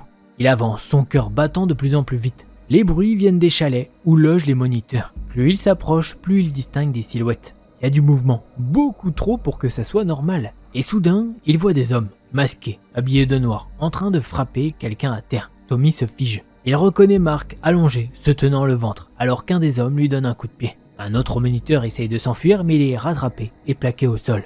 Tommy sent son cœur battre si fort qu'il a l'impression qu'il va éclater. Il sait pas quoi faire, il peut pas bouger, il est paralysé par la peur et l'incompréhension. Qui sont ces types? Pourquoi ils sont là? Et surtout, comment ça a pu dégénérer aussi vite? C'est là qu'un des hommes se tourne vers lui. Un instant, leurs regards se croisent, et Tommy sent son sang se glacer. L'homme s'avance vers lui, lentement, comme s'il savait exactement qui il était. Tommy recule d'un pas, puis deux, incapable de parler, de crier. Mais l'homme s'arrête juste à quelques mètres de lui. Il incline légèrement la tête, presque comme un salut. Puis, sans un mot, il tourne les talons et disparaît dans la nuit, suivi par les autres hommes. Le camp retombe dans le silence. Mark est toujours à terre, gémissant faiblement, et les autres moniteurs sont éparpillés, certains blessés, d'autres trop choqués pour bouger. Tommy reste là, seul au milieu du chaos. Les mots du vieil homme du village résonnent dans sa tête. Ça va s'arranger. Tommy est planté là, immobile, au milieu du camp. Le silence est lourd, à peine interrompu par les gémissements de Mark et le bruit du vent qui souffle entre les chalets. Il n'arrive toujours pas à croire ce qu'il vient de voir. Ces types sortis de nulle part ont débarqué en silence et ont retourné le camp en quelques minutes. Ils sont partis aussi vite qu'ils sont venus, laissant derrière eux une scène de chaos total. Mark se tord encore au sol, mais Tommy lui reste figé. Il sait pas quoi faire. Il pourrait courir chercher de l'aide, mais il est comme cloué sur place. Tout ce qu'il entend dans sa tête, c'est la voix du vieux gars du village. Ça va s'arranger. Est-ce que c'est lui qui a fait ça? Est-ce que le vieux savait que ça allait arriver? Tommy secoue la tête. Non, c'est impossible. Mais au fond de lui, il peut pas s'empêcher de se poser la question. Tout ça est trop bizarre pour être une simple coïncidence. Soudain, des cris éclatent à nouveau, mais cette fois, ça vient des enfants. Le bruit réveille tout le camp, et les gosses sortent en courant de leur chalet, paniqués. Les plus jeunes pleurent, les plus grands regardent autour d'eux, perdus. Ils voient les moniteurs blessés et comprennent que quelque chose de grave s'est passé. Certains essayent de se regrouper, mais personne ne sait vraiment quoi faire. Stéphane, l'un des rares moniteurs qui n'a pas été touché, arrive en courant vers Mark. Il essaye de le relever, mais Mark, toujours plié de douleur, repousse son aide d'un geste rageur. « Laissez-moi! Ces enfoirés! Ils vont le payer !» grogne Mark entre deux gémissements. Tommy, qui observait la scène de loin, sent la panique montant en lui. Il sait que si Mark se remet sur pied, il va tout faire pour reprendre le contrôle.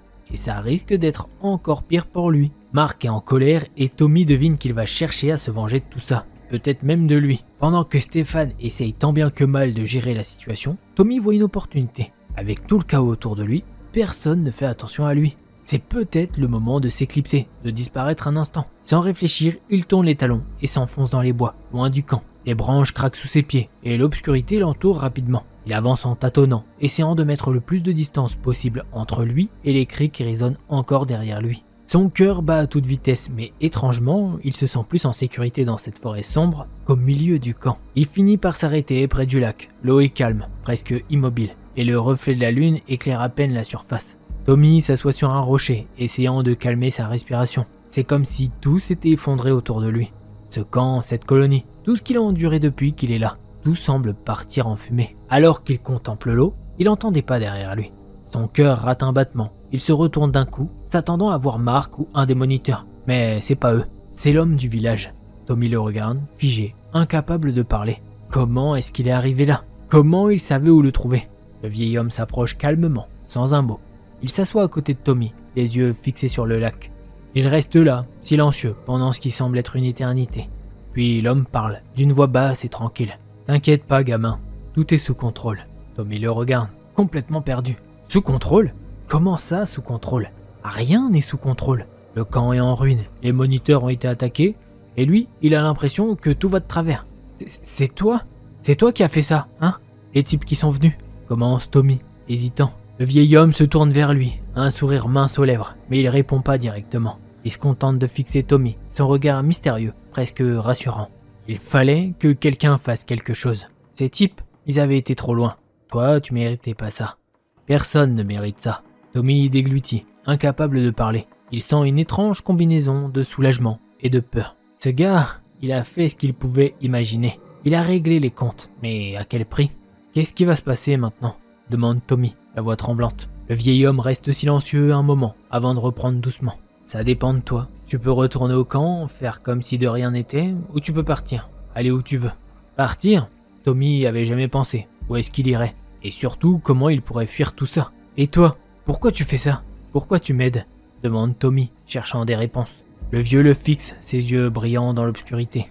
On a tous nos raisons, gamin. Parfois, c'est pas à nous de poser des questions, mais juste d'accepter l'aide quand elle se présente. Tommy reste silencieux, pesant les options. Retourner au camp semble impensable, mais partir, c'est tout aussi effrayant.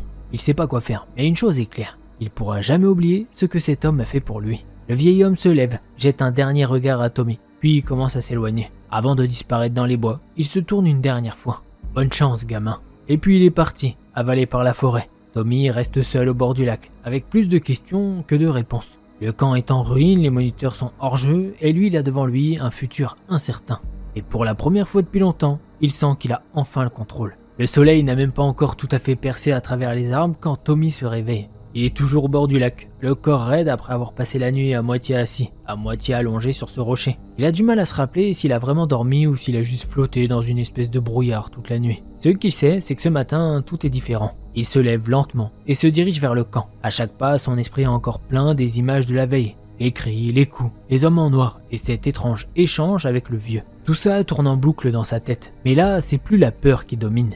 C'est comme si le chaos de la nuit lui avait apporté une sorte de clarté. Comme s'il savait que cette colonie ne serait plus jamais la même. Quand il approche du camp, tout est calme, trop calme. Pas un bruit, pas un rire d'enfant, pas de voix des moniteurs, rien. Tommy avance prudemment et puis il les voit. Tous les moniteurs regroupés près de l'infirmerie. Certains avec des bandages autour de la tête, d'autres encore assis. Visiblement groggy par la nuit qu'ils viennent de passer. Mark est là aussi, un énorme bleu sous l'œil et une démarche lente, courbée. Même lui semble avoir perdu tout son air de chef arrogant. Les gosses, eux, traînent autour, l'air complètement perdu. On dirait qu'ils attendent tous des explications. Tommy se faufile parmi eux, son cœur battant, et s'approche pour entendre ce qui se dit. C'est Stéphane qui parle, le seul moniteur qui semble encore un peu en forme. Il essaye de rassurer les autres, de leur dire que tout va bien, que c'était juste une mauvaise blague d'un groupe d'adultes un peu trop violent. Mais Tommy sait que c'est faux. Il n'y avait rien de drôle dans ce qui s'est passé. Ils sont partis, ils reviendront pas. Le camp continue normalement. Tout va rentrer dans l'ordre, dit Stéphane d'un ton qui veut se montrer convaincant. Mais à voir les visages des enfants, personne n'y croit vraiment. Tout le monde sait que rien ne sera plus comme avant. Les moniteurs ne sont plus les figures d'autorité qu'ils étaient hier. Ils ont été humiliés, cassés. Et quelque part, Tommy se sent soulagé de voir ça. Alors qu'il se tient là, les autres gamins commencent à lui jeter des coups d'œil. C'est subtil, mais il le remarque. Certains savent que Mark et les autres l'ont harcelé pendant des jours. Et maintenant que Mark et ses potes sont au sol, Tommy sent que les regards sur lui ont changé. Il ne le voit plus comme une victime silencieuse. Peut-être que certains pensent même qu'il est lié à ce qui s'est passé. Et il y a cette part en lui qui aime cette idée. Il continue d'observer en silence quand Mark se lève enfin et essaye de reprendre le contrôle, même s'il a du mal à tenir debout. Allez, c'est bon, on va pas pleurer pour ça. On nettoie le bordel et on continue comme avant.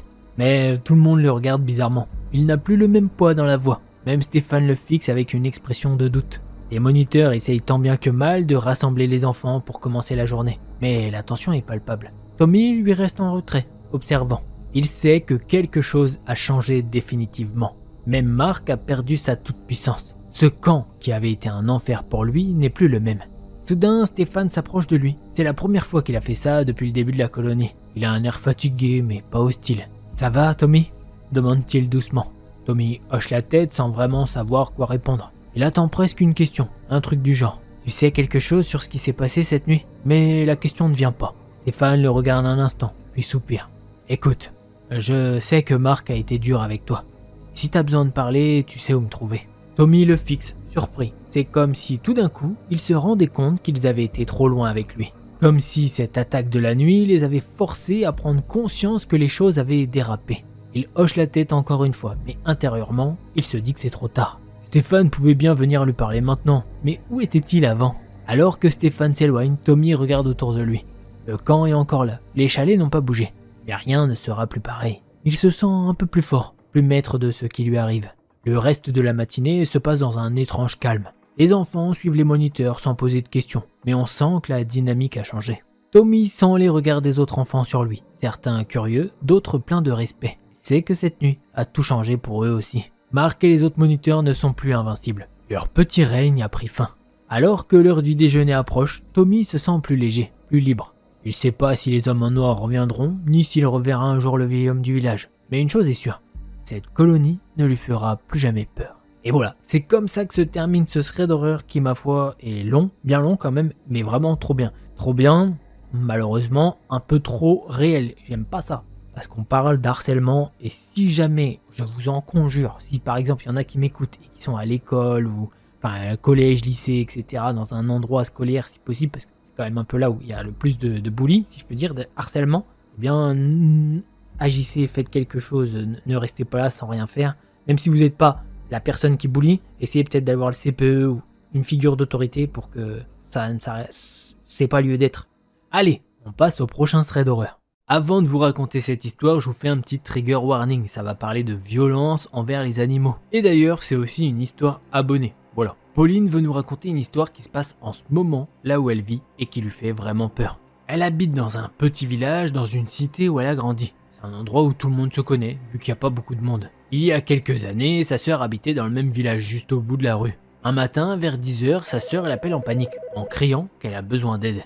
Pauline court jusqu'à chez elle et ce qu'elle voit la traumatise pour de bon. Devant la porte de sa sœur, le chat est affalé, complètement éventré, vidé de tout l'intérieur. Tout est visible, il y a du sang partout. La scène est tellement horrible qu'elle en vomit sur place. Elles comprennent tout de suite que le chat n'a pas pu se retrouver là tout seul. Sa sœur décide alors de porter plainte contre X, vu qu'elles n'ont aucune idée de qui a pu faire ça. Peu de temps après, sa sœur déménage pour d'autres raisons. Mais étrangement, la semaine qui suit l'incident, Pauline remarque qu'un homme du village a une cage toute propre, comme s'il l'avait nettoyée à fond. Sans preuve, les autorités ne peuvent rien faire. Le village est sous le choc et tout le monde devient méfiant pendant un moment. Et les années passent et plus aucun événement de ce genre ne se produit. Les gens finissent par baisser leur garde. Puis il y a environ un an, un voisin de Pauline débarque un matin, vers 7h, et demande à tout le village s'ils ont vu quelque chose d'étrange dans la nuit. Personne ne comprend, alors il explique que son chien a été empoisonné. Il a mangé un sandwich bourré de clous, de bouts de verre, de mort au rat et tout ce qu'on peut imaginer de dangereux pour un animal. Le voisin va aussi porter plainte, mais personne n'a rien remarqué de bizarre. À partir de ce moment-là, les empoisonnements se multiplient, toujours de la même manière, sans que personne n'arrive jamais à attraper l'auteur. Les policiers se mettent à faire des rondes jour et nuit, mais ils n'arrivent jamais à le coincer. Ils finissent par dire aux habitants qu'il s'agit sûrement de quelqu'un du village, vu qu'il n'y a qu'à marcher quelques minutes pour jeter ses sandwichs empoisonnés dans les jardins des gens qui ont des chiens. Pauline est particulièrement angoissée parce qu'elle a elle-même 2 chiens. Alors elle et sa mère surveillent constamment, encore marquée par ce qui est arrivé au chat de sa sœur. Puis les choses se calment pendant quelques semaines, jusqu'à ce qu'elles apprennent très récemment qu'une voisine en face de chez elle a aperçu le fameux psychopathe en pleine nuit, avec une carabine, essayant de tirer sur des chats. Elle a très bien vu son visage, elle le reconnaît parfaitement, mais elle refuse de donner son nom par peur des représailles. Tout ce qu'elle veut bien dire, c'est que cet homme a lui-même un chien. Maintenant, tout le village, y compris Pauline, est devenu paranoïaque à l'idée que cet homme puisse encore aller plus loin, et qui sait, peut-être s'en prendre à quelqu'un un jour. S'il est capable de faire ça à des animaux alors qu'il en possède lui-même, ils se disent qu'il pourrait très bien passer aux humains. Beaucoup dans le village ne croient pas que c'est ce fameux homme qui avait une cage toute propre après la découverte du chat éventré, car il est affectueux avec son chien. Et il a même conseillé aux gens de porter plainte quand ils ont découvert les empoisonnements. Mais Pauline, elle ne le sent pas du tout. Elle et sa mère ont toujours cette étrange sensation, un frisson qui les traverse chaque fois que leurs regards se croisent pour se dire bonjour. Peut-être que ce n'est pas lui, mais ce serait quand même beaucoup de coïncidences. Pauline espère de tout cœur que celui qui a commis ces horreurs sera enfin chopé avant qu'il ne passe à des actes encore plus graves. Depuis des mois, ils vivent tous dans une peur constante. Voilà, c'est ainsi que se termine ce thread Aurélien. Je te remercie de nous l'avoir partagé. Et vous le savez, mon amour pour les animaux. Donc forcément, ça me fait très mal. Sachant que le mec, apparemment, il aurait lui-même un chien. Mais c'est complètement... Mais tu te dis, mais... Ouais, j'enlève mes lunettes tellement c'est n'importe quoi. Je me dis, mais... Je comprends pas. Je comprends pas le cerveau humain.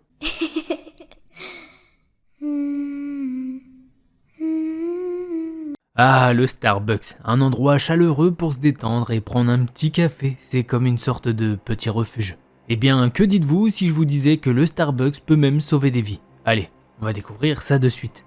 L'histoire que je vais vous raconter, c'est celle de Lara et c'est une américaine de 18 ans qui vit dans l'état du Texas. Son histoire va se passer pendant une journée basique, un samedi. Le matin, elle prend son petit déjeuner avec son père et sa mère, ainsi qu'avec sa grande sœur, qui est plus vieille de 2 ans. Le petit déj se passe bien et chacun raconte ce qu'il va faire aujourd'hui. Le père va faire de la photographie dans une forêt à 50 km de là. La mère va chez une de ses amies l'après-midi pour papoter tranquille. Quant à la grande sœur, elle va rester à la maison pour se reposer et en profiter pour réviser un peu. Et celle qui nous intéresse le plus pour cette histoire, c'est Lara, qui a prévu de manger avec ses copines le midi. Et l'après-midi, c'est shopping. Ça va, petit programme tranquille. Une fois que c'est fini, Lara part à la douche et après elle se change. 1 fois, 2 fois, 3 fois. Et enfin, elle a trouvé la bonne tenue. Elle a un rendez-vous avec ses copines dans un centre commercial pour 11h30, histoire de manger avant qu'il y ait trop de monde dehors. Elle marche pendant 20 minutes pour arriver devant le centre commercial. Les 3 filles sont à l'heure, ce qui est assez rare. Bref, les 3 filles vont manger et après ça, elles vont faire du shopping. Bon, pour Lara, c'est plus du lèche-vitrine que du shopping, mais c'est cool de profiter entre filles et de discuter. Elle s'est pris juste un petit haut dans son petit sac et c'est pas tout, mais le temps défile. Il est 18h30 et ça serait bien le moment de rentrer chez elle. Elles se disent au revoir à l'entrée du centre commercial. Les deux copines de Lara partent d'un sens et Lara de son côté. Pour rentrer chez elle, elle sait qu'elle va mettre plus qu'à l'aller, car elle a les jambes vraiment claquées. Elle marche pendant une dizaine de minutes et au bout d'un moment, elle réalise qu'elle entend des pas derrière les siens, qui semblent la suivre et ce depuis un moment en fait. C'est pas comme si quelqu'un prenait le même chemin qu'elle, car sinon il l'aurait dépassé. Elle nous dit qu'elle marche vraiment à 2 à l'heure. En même temps, elle regarde son téléphone. Ce qui fait qu'elle a vraiment un rythme d'escargot. Alors elle décide de faire comme si elle se prenait en photo ou en vidéo dans la rue et grâce à cette technique, elle peut voir qu'effectivement, il y a bien un homme qui la suit. Elle tente même de faire des petites accélérations légères pour voir et il suit le même rythme. Il essaye vraiment de se synchroniser sur son rythme à elle. À force, ça commence vraiment à l'inquiéter. Alors elle se dit qu'elle ferait mieux de retourner dans un segment de la ville un peu plus fréquenté. Elle tourne donc à droite à un moment, alors que pour rentrer chez elle, il aurait fallu continuer tout droit et à un moment, aller à gauche. Ceci étant fait, elle sent que l'homme se rapproche de plus en plus, et ça rend Lara de plus en plus nerveuse. Elle se dit qu'elle a plus que 200 mètres à faire avant d'arriver enfin à une place avec un peu de monde. Et du coup, elle décide de vraiment accélérer le pas. Bien sûr, le gars ne la lâche pas d'un pouce, et il commence même à faire des petits tss, tss.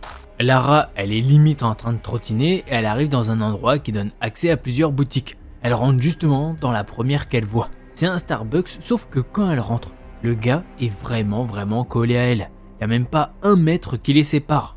Alors elle décide de s'asseoir à la première banquette qu'elle voit. Elle est sur son téléphone à ce moment-là, elle envoie des textos à ses copines mais aucune d'elles ne répond. Elle est stressée comme pas possible car vous l'imaginez bien, le gars s'est assis à la banquette suivante et en face d'elle. Il ne la lâche pas du regard et elle de son côté, elle regarde partout pour voir si elle peut trouver une solution. Et à un moment, elle croise le regard d'un barista. Il lui sourit et elle voit qu'il prend un stylo et qu'il écrit quelque chose sur un gobelet. Et là, il va prendre ce gobelet et se rapprocher de Lara. Bon, elle se dit qu'il emmène cette commande pour un ou une autre cliente plus loin. Mais non, il va déposer ce gobelet devant Lara. Et j'ai avec moi une photo du gobelet ainsi que du message qui a été inscrit dessus. Je vous mets la photo et je vous traduis tout ça. En gros, ça disait « Est-ce que vous allez bien ? Est-ce que vous voulez qu'on intervienne ? Et si oui, vous le souhaitez, retirez le couvercle de votre boisson. » Quand elle voit ça, elle se dit « Oh mon Dieu, heureusement, quelqu'un a vu ma détresse. Merci. » Mais d'un côté, elle se dit « Je vais pas ennuyer un mec qui est en train de travailler tranquillement. » Sauf qu'elle voit que le gars bizarre est insistant comme pas possible. Y a aucun doute, il veut qu'une chose, c'est elle. Elle réfléchit encore et à un moment, elle a envie de boire ce chocolat chaud pour se réconforter. Et en vrai, sans faire exprès, elle enlève le couvercle pour mieux boire. Et là, elle voit du coin de l'œil que le barista a sorti son téléphone et qu'il est allé quelque part où elle ne peut pas le voir. Au début, elle se demande s'il a vraiment fait ce qu'elle pense. Et effectivement, plusieurs minutes s'écoulent et elle peut voir une patrouille de 3 policiers rentrer dans le Starbucks. Et vu l'attitude qu'ils ont, ils ne sont pas venus boire des cafés. Ils rentrent là-dedans et l'un des policiers va vers l'accueil. Et bizarrement, notre petit loustic essaye de s'évader comme il peut. Pendant ce temps-là, le barista commence à montrer du doigt le mec qui essaye de s'évader à l'anglaise. Sauf que Lara, elle a envie de prendre une petite revanche et elle fait un croche-pied à ce gars qui commence à tomber et il se met à insulter Lara de tous les noms. Il commençait à peine à se relever que les 2 officiers l'ont plaqué au sol. Le policier libre a alors demandé à Lara de lui expliquer plus en détail ce qui s'était passé. Et c'est ce qu'elle a fait. Malheureusement, elle a décidé de ne pas porter plainte car elle se dit qu'il n'avait rien fait de mal. Alors voilà, c'est comme ça que ça se finit. Oui, c'est frustrant, mais j'y peux rien.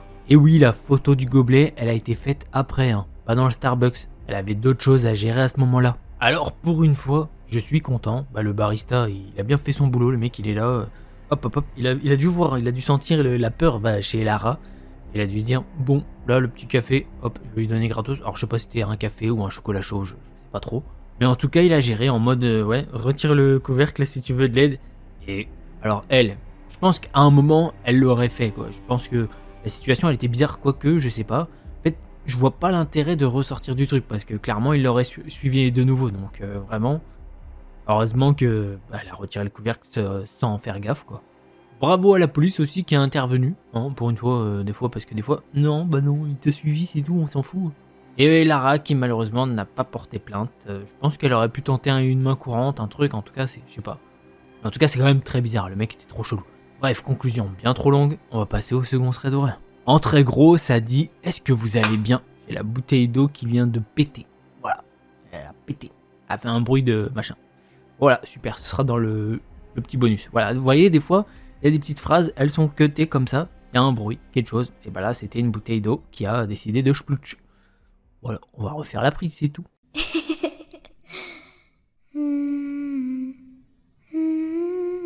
Voici l'histoire d'Olga, une serveuse dans un bar sportif qui se retrouve dans une situation vraiment flippante à cause d'un client. Promis, ça vaut le coup d'écouter jusqu'à la fin. Donc, Olga travaille au bar un matin et là un grand type débrayé vient s'asseoir dans sa section. Il a les cheveux longs et en bataille, des fringues déchirées et sales, pas le genre. Mais Olga, c'est une bonne serveuse, alors elle le traite comme n'importe quel autre client, même si une odeur d'ordure flotte autour de lui. Elle a grandi dans un environnement difficile, maltraité et négligé. Et ça la rend super empathique envers les gens rejetés. Elle a aussi développé des crises d'angoisse, surtout quand elle sent des odeurs d'ordures. Ça lui rappelle l'enfance chez ses parents, qui étaient des accumulateurs. En plus, elle a un trouble post-traumatique, donc elle est toujours en mode alerte rouge au cas où une menace pointerait le bout de son nez. Même si l'odeur de ce type la stresse, elle fait tout pour bien le traiter. Elle se dit qu'il a pas eu de chance dans la vie. C'est le jour où il y a des tacos à volonté. Alors il reste là pendant 5 heures. Et Olga se rend bien compte qu'il mange pas souvent. Ça la touche parce que elle, gamine, elle passait souvent des jours sans manger. Elle le sert aux petits soins et il repart. Fin de l'histoire, pense-t-elle. Mais non, le gars revient la semaine suivante, demande spécifiquement pour elle et là il lui sort une pile d'emails imprimés entre lui et son ex. Il lui demande si elle peut les lire et lui expliquer ce que son ex veut dire dans certains messages. Olga accepte vaguement pour être tranquille, mais elle les fourre direct dans son sac à main sans intention de les lire. C'est comme ça qu'elle découvre que le type s'appelle Steve. Puis il commence à poser des questions sur ses horaires de boulot. Et Olga lui ment sur toute la ligne. À ce moment-là, elle a l'habitude des clients un peu bizarres. Elle a 8 ans d'expérience dans la restauration et une liste d'histoires inventées pour se protéger. Elle lui raconte que son copain est super costaud et colérique, qu'elle a des voisins curieux. Seule erreur, elle mentionne en passant que sa sœur travaille au métro. Et elle lâche son nom. Elle regrette aussitôt, sentant un mauvais pressentiment. La semaine suivante, Steve débarque pendant un de ses quarts de nuit, énervé comme jamais. Il exige de savoir pourquoi elle n'était pas là quand elle avait dit qu'elle travaillait. Olga répond qu'elle a beaucoup changé ses horaires dernièrement. Steve s'énerve encore plus, lui dit qu'elle a intérêt à être là la prochaine fois. Et il s'en va. Un des cuistots raconte alors à Olga qu'il a vu Steve dormir dans sa voiture, sur le parking, le matin même. Et qu'il l'a déjà vu plusieurs fois garé là, rempli de détritus. Une autre fois, Steve vient après le dernier appel, il dit vouloir commander quelque chose, mais Olga lui répond que la cuisine est fermée. Il part en direction des toilettes, mais elle s'inquiète car il ne ressort pas. Sa panique monte d'un cran, elle explique la situation au directeur du bar, qui va le chercher avec le videur. Il le trouve debout sur les toilettes dans la cabine, et il le traîne dehors en lui disant de ne plus jamais revenir. Olga, flippée, raconte tout à son copain. Quand il vient la chercher ce soir-là, il emmène 2 amis. Et Olga cache son visage, se déguise un peu en sortant. Elle regarde dans les rétros pour voir si quelqu'un les suit. Steve ne revient jamais et Olga finit par démissionner peu de temps après. Puis elle rompt avec son copain, garde l'appartement et fait emménager sa sœur avec elle. Mais quelques mois plus tard, les choses tournent carrément au cauchemar. À ce moment-là, Olga commence à sortir avec sa nouvelle copine, qui vient d'une petite ville et elle veut l'y emmener pour un week-end.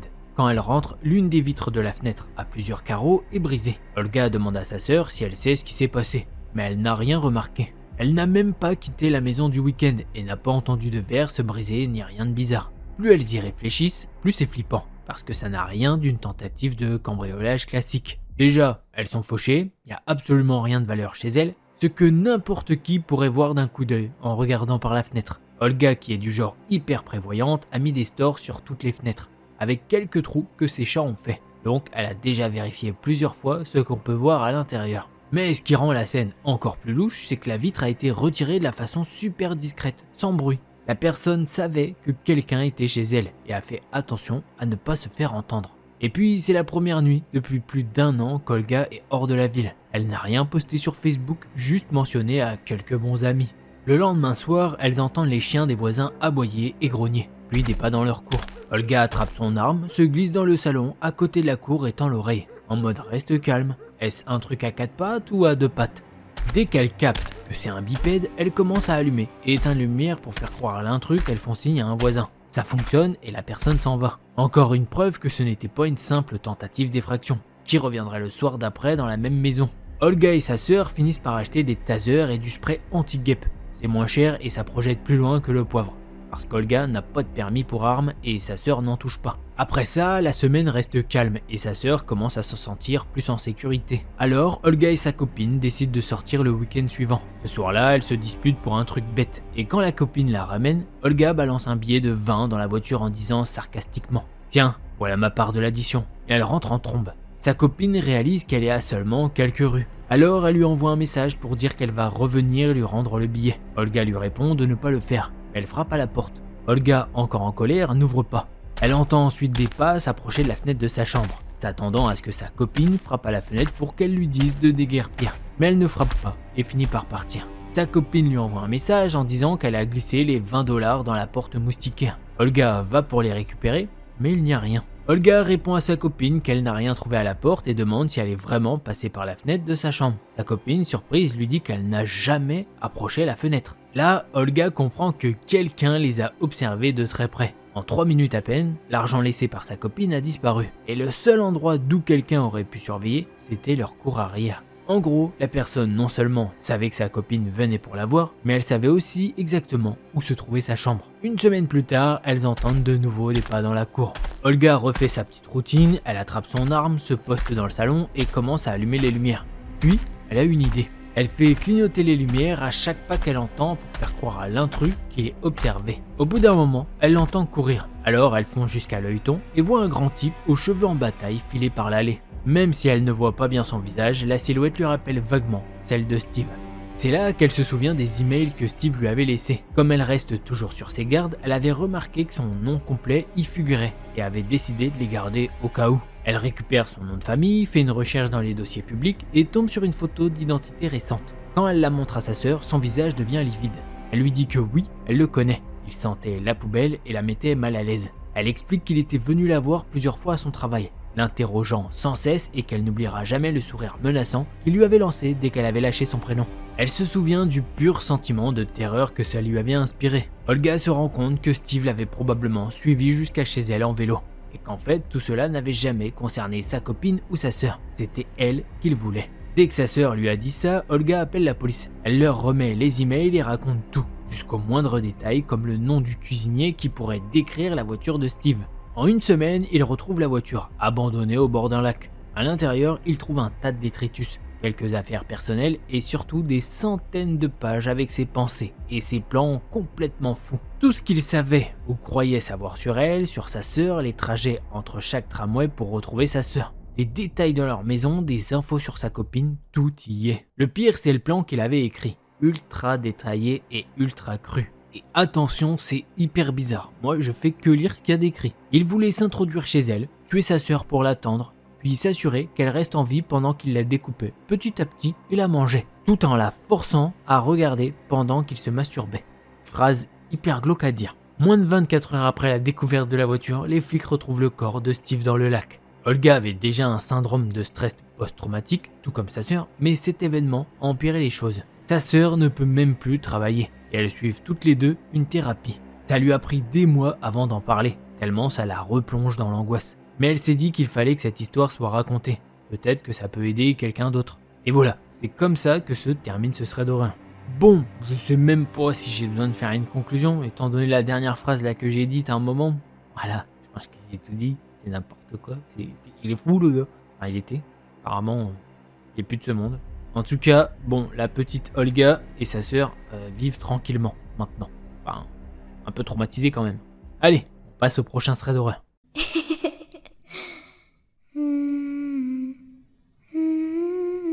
En décembre 2015, Manon fait un trajet du nord au sud à travers le Midwest des États-Unis. À ce moment-là, elle est encore étudiante à l'université, dans la vingtaine, et elle rentre chez elle pour les vacances du semestre. Elle roule vers le sud à travers le Kentucky, sur l'I-65, vers 23h30. Il lui reste environ 1 heure de route avant d'atteindre la ville où elle a prévu de s'arrêter pour la nuit. La route est déserte, aucune autre voiture en vue depuis un bon moment. Cette partie de l'I-65 est une autoroute à 6 voies.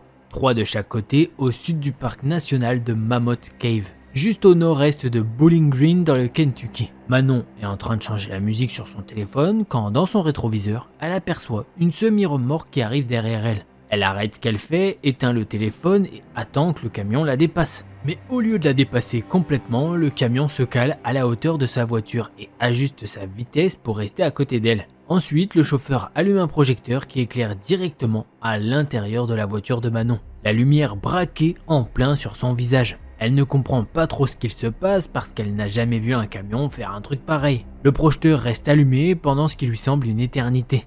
Et à ce moment-là, elle commence à avoir sérieusement peur. Elle fixe la route droit devant, essayant de ne pas regarder le camion. Manon ralentit pour que le camion puisse enfin la dépasser. Le chauffeur éteint la lumière et finit par passer devant elle, en se rabattant sur la voie de droite. Mais Manon est encore plus stressée après cet épisode. Elle ralentit encore et change de voie pour se mettre à gauche, histoire de mettre un peu de distance entre elle et ce camion. Sauf que le camion revient à la charge. Il se remet à sa hauteur en ajustant à nouveau sa vitesse et se place sur la voie du milieu, parallèle à sa voiture. Là, le projecteur se rallume et éclaire cette fois-ci l'intérieur du côté passager de la voiture. À ce moment-là, Manon comprend que le chauffeur la suit délibérément. Elle garde les yeux fixés sur la route, convaincue que regarder le camion ne ferait qu'empirer les choses. Finalement, le camion éteint la lumière et se range devant elle sur la voie de gauche. Manon décide qu'elle doit prendre de la distance, alors elle change à nouveau de voie, cette fois-ci derrière le camion, pour revenir sur la voie de droite. Elle accélère un peu pour garder le camion à bonne distance. Elle doit rouler à environ 120 km/h, à la limite de la vitesse autorisée. Sauf qu'au moment où elle termine sa manœuvre, le camion commence à changer de voie et accélère, comme s'il voulait la rattraper.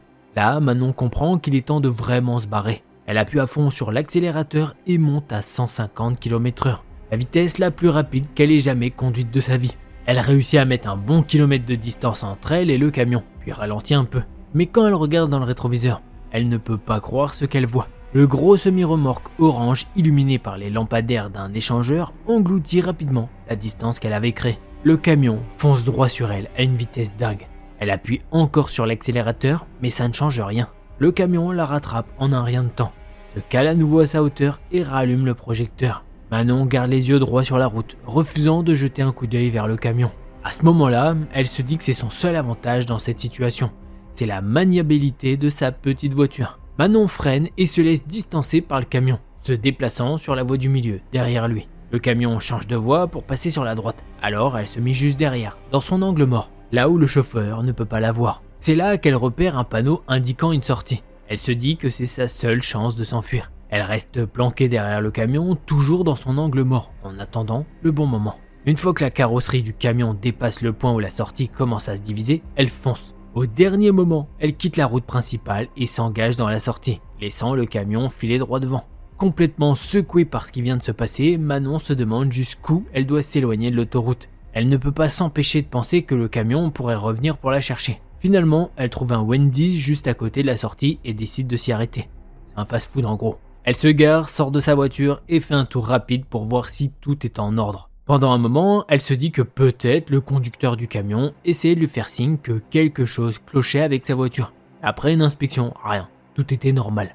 Elle reste un moment au Wendy's attendant que le camion soit bien loin avant de reprendre la route. Une fois sûre qu'il n'y a plus de danger, elle retourne sur l'autoroute et roule jusqu'à son hôtel. Après tout ça, quand elle retourne à la fac après les vacances, elle décide de ne plus jamais prendre l'I-65. Alors des threads comme ça, on n'en voit pas souvent sur la route là, et j'ai vraiment bien aimé. Vraiment bien flippant le mec, donc franchement, bon, j'aurais pas aimé être à la place de la fille, parce que clairement le semi-remorque, qu'il aurait pu lui foncer dedans et tout. Mais en tout cas, moi j'ai bien aimé le thread, je sais pas ce que t'en as pensé. Allez, on passe au prochain.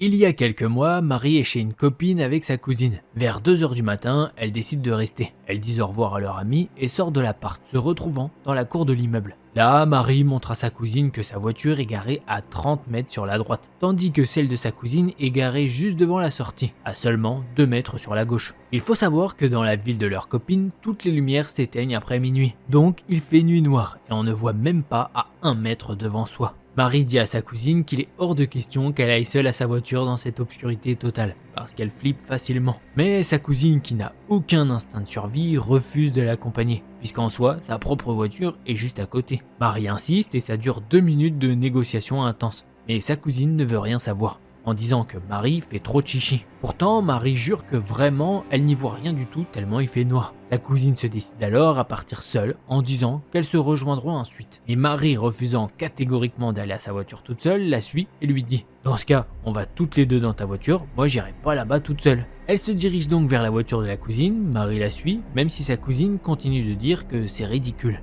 Elle sort sa clé pour déverrouiller la voiture à distance. Pendant tout ce temps, elles sont devant la cour et même si la voiture est juste là, à 2 mètres, plongée dans la pénombre, elle ne la voit pas. Sa cousine déverrouille donc, les feux de la voiture clignotent, et là, elle voit une silhouette d'homme immobile devant la voiture. Elles arrêtent net de parler, de bouger, tout. Elles sont figées. Cet homme était là, juste à écouter toutes leurs discussions, sachant bien que Marie flippait à l'idée de se faire agresser. Et il est resté collé à la voiture, à attendre, sans bouger. Marie sent l'angoisse totale monter en elle. Elle se dit tout de suite que ce type ne peut pas avoir de bonnes intentions, sinon il se serait planqué. Elle commence à dire à sa cousine qu'elle devrait retourner dans la cour, en essayant de rester calme, mais sa cousine panique. Marie finit par la tirer et retourne dans la cour en appelant leur copine pour qu'elle leur ouvre la porte. Elles rentrent et attendent. L'homme passe de l'autre côté. Elles attendent un peu et quand elles ne le voient plus, elles retournent en courant jusqu'à la voiture de la cousine. Celle-ci démarre mais les feux de recul et là, l'homme est de nouveau là, derrière la voiture. Elles partent en se disant que c'est peut-être un SDF qui traîne dans le coin. Mais finalement, avec les feux de la voiture, elle voit son visage. C'est un homme grand en veste en cuir et chaussures de sécurité. Elles n'attendent pas une seconde et se barrent direct. Depuis, elles se garent toujours côte à côte pour éviter de faire le trajet chacune de leur côté. Pire sensation du monde pour elles à ce moment-là. Et voilà, c'est comme ça que se termine ce petit thread d'horreur. Petit, mais il est bien. Tu vois ce que je veux dire? Chelou, pourquoi t'attends? Noir et tout. Oui, je bug parce que clairement, je comprends pas. Marie, heureusement qu'elle a pas été toute seule. Parce que clairement, le mec, bon, je pense que la cousine aurait entendu Marie crier peut-être. Mais quand même, qu'est-ce qu'elle aurait fait peut-être? Le mec, ça se trouve, il avait sa voiture garée entre les deux. Il l'aurait mis dans sa voiture et paf, fait clac-clouc, la Marie, elle est embarquée, on sait pas où. Allez, prochain thread d'horreur.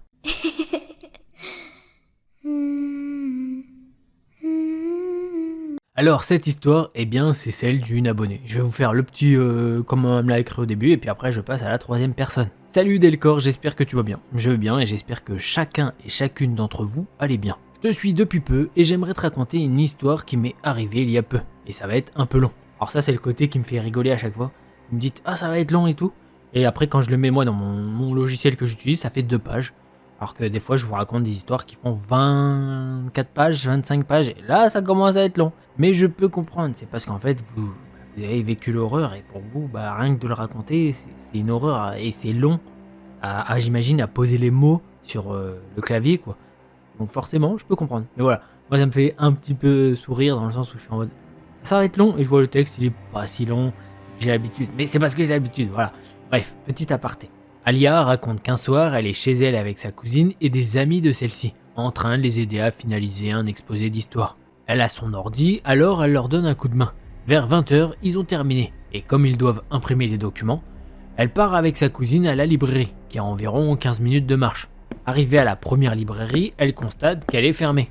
Du coup, elle continue pour aller à la suivante. Pour situer un peu le contexte, elle passe par une rue super animée, avec plein de voitures, de gens partout. Tous les magasins sont encore ouverts à cette heure-là, donc rien qui pourrait inquiéter. Sur le chemin du retour, Alia discute avec sa cousine, quand tout à coup, un mec débarque, s'approche d'elle, la prend par la taille et la soulève. Elle nous explique que la situation est vraiment bizarre et tellement inattendue qu'elle ne réagit pas tout de suite. Elle lui demande de la lâcher, mais il la tient tellement fort que ses pieds ne touchent même plus le sol. Et le pire, c'est qu'il y a des gens partout autour d'eux, des passants, des voitures qui passent. Mais personne ne semble s'inquiéter de ce qui se passe. Comme si les gens étaient indifférents. Même sa cousine ne réagit pas. Le gars se met alors à répéter en souriant. « Je suis plus fort que toi. Tu peux pas te libérer. Alors, essaye de te libérer. » Il le répète plusieurs fois, comme si c'était un jeu pour lui. Alia commence à se dire que c'était peut-être quelqu'un qu'elle connaît. Parce que sérieusement, qui vient soulever une fille de 16 ans comme ça en pleine rue? Le type semble avoir 25 ans environ. Puis d'un coup, il la repose par terre. Mais il la soulève encore une deuxième fois. Elle essaye de se débattre, de se libérer, mais il la tient avec une force incroyable. Il met alors sa main entre ses jambes pour toucher ses parties intimes. C'est à ce moment-là qu'elle panique réellement.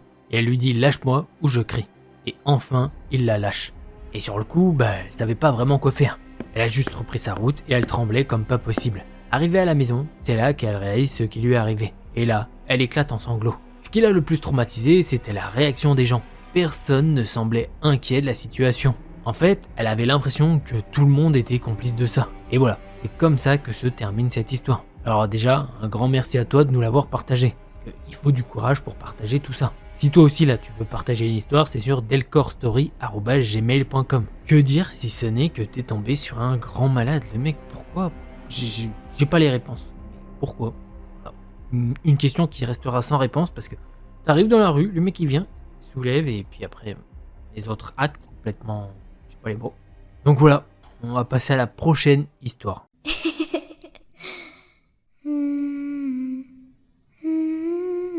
Alors, l'histoire que je vais vous raconter, c'est celle de Lilian. Il a 17 ans et il a vécu cette histoire quand il avait 16 ans. Il lui marque encore aujourd'hui tellement il était traumatisé. Et il l'est encore. Lilian est en vacances d'été dans une résidence bien sécurisée. Tout est clôturé et il faut un code pour rentrer. Donc impossible pour un inconnu de s'y faufiler. Un jour, il part faire quelques courses dans un magasin en dehors de la résidence. À un moment, il croise le regard d'un homme d'environ 60 ans, avec un chapeau sur la tête qui le fixe de façon très bizarre. Lilian est un peu confus, il détourne le regard et change de rayon. Après ça, il ne revoit plus l'homme de la journée. Le lendemain, vers midi, il se dirige vers le restaurant de la résidence pour manger. Et sur le chemin, il voit au loin ce même homme du magasin. Il a un frisson et il se dit que c'est peut-être juste une coïncidence. Plus tard, il apprend que l'homme n'a rien à faire dans la résidence. En le voyant, Lilian accélère le pas et monte rapidement les escaliers pour atteindre le restaurant, qui est sur une grande terrasse avec vue sur la résidence. Arrivé en haut, il jette un coup d'œil là où se trouvait le monsieur. Et il est toujours là, le regardant fixement. Puis après environ 5 secondes, il enlève son chapeau et s'en va. À partir de là, Lilian commence à stresser. Il en parle à ses parents, mais évidemment, il pense qu'il fait de la paranoïa ou qu'il exagère. Pourtant, Lilian est sûr que quelque chose ne tourne pas rond avec ce type. Puis arrive le moment qui le terrifie. Il est minuit pendant une nuit de pleine lune. Lilian dort mal, alors il décide de sortir sur la terrasse de la maison de location de la résidence. Il prend un verre d'eau, regarde son téléphone et à un moment, il décide de lever les yeux pour admirer un peu la lune. Et là, qu'est-ce qu'il voit à côté d'un arbre? Le fameux vieil homme. Il est là, seul, à côté d'un arbre, en train de le fixer. Lilian est figé, comme paralysé. Quand il reprend ses esprits, il court directement dans la chambre de ses parents et les réveille en leur disant que le type bizarre est dehors. Son père, agacé d'être réveillé, le suit, mais évidemment, une fois dehors, l'homme a disparu. Son père l'engueule parce qu'il l'a réveillé pour rien, et Lilian passe une des pires nuits de sa vie, incapable de dormir. Et ses parents sont déjà partis faire une randonnée sans lui, vu qu'il s'est levé trop tard. Il va dans la cuisine, repense à ce qui s'est passé, se pose devant la télé pour essayer de se changer les idées. Vers midi, on toque à la porte. Il pense direct que ce sont ses parents qui reviennent pour manger, donc il se dépêche d'ouvrir. Et là, son cœur manque de lâcher. C'est l'homme, avec sa canne et son chapeau. Là, il panique, il est persuadé que sa vie est en danger. Alors il lui saute dessus, le plaque par terre et commence à lui poser des questions sur pourquoi il le suit. Aucune réponse, l'homme ne dit rien. Finalement, Lilian se relève et recule, laissant l'homme se redresser. Celui-ci ramasse sa canne, remet son chapeau et avant de partir, lâche. On se reverra mon petit gars. Lilian est choqué, il ne réagit même pas. Après 5 minutes à réfléchir à ce qu'il vient de vivre, il pense à appeler la police, mais l'homme a déjà disparu. Depuis, Lilian ne l'a plus jamais revu, mais il est persuadé que cette histoire est la plus marquante de toute sa vie. Voilà, un petit vieux avec une canne et un chapeau, très flippant. Bon, si t'as kiffé, je t'invite à mettre un petit pouce bleu et un abonnement. Et si jamais tu veux plus de threads d'horreur, je t'invite à cliquer sur l'une de ces deux vidéos là. Allez, c'était Delcor, en attendant la prochaine vidéo. Portez-vous bien, tchuss les petits potes.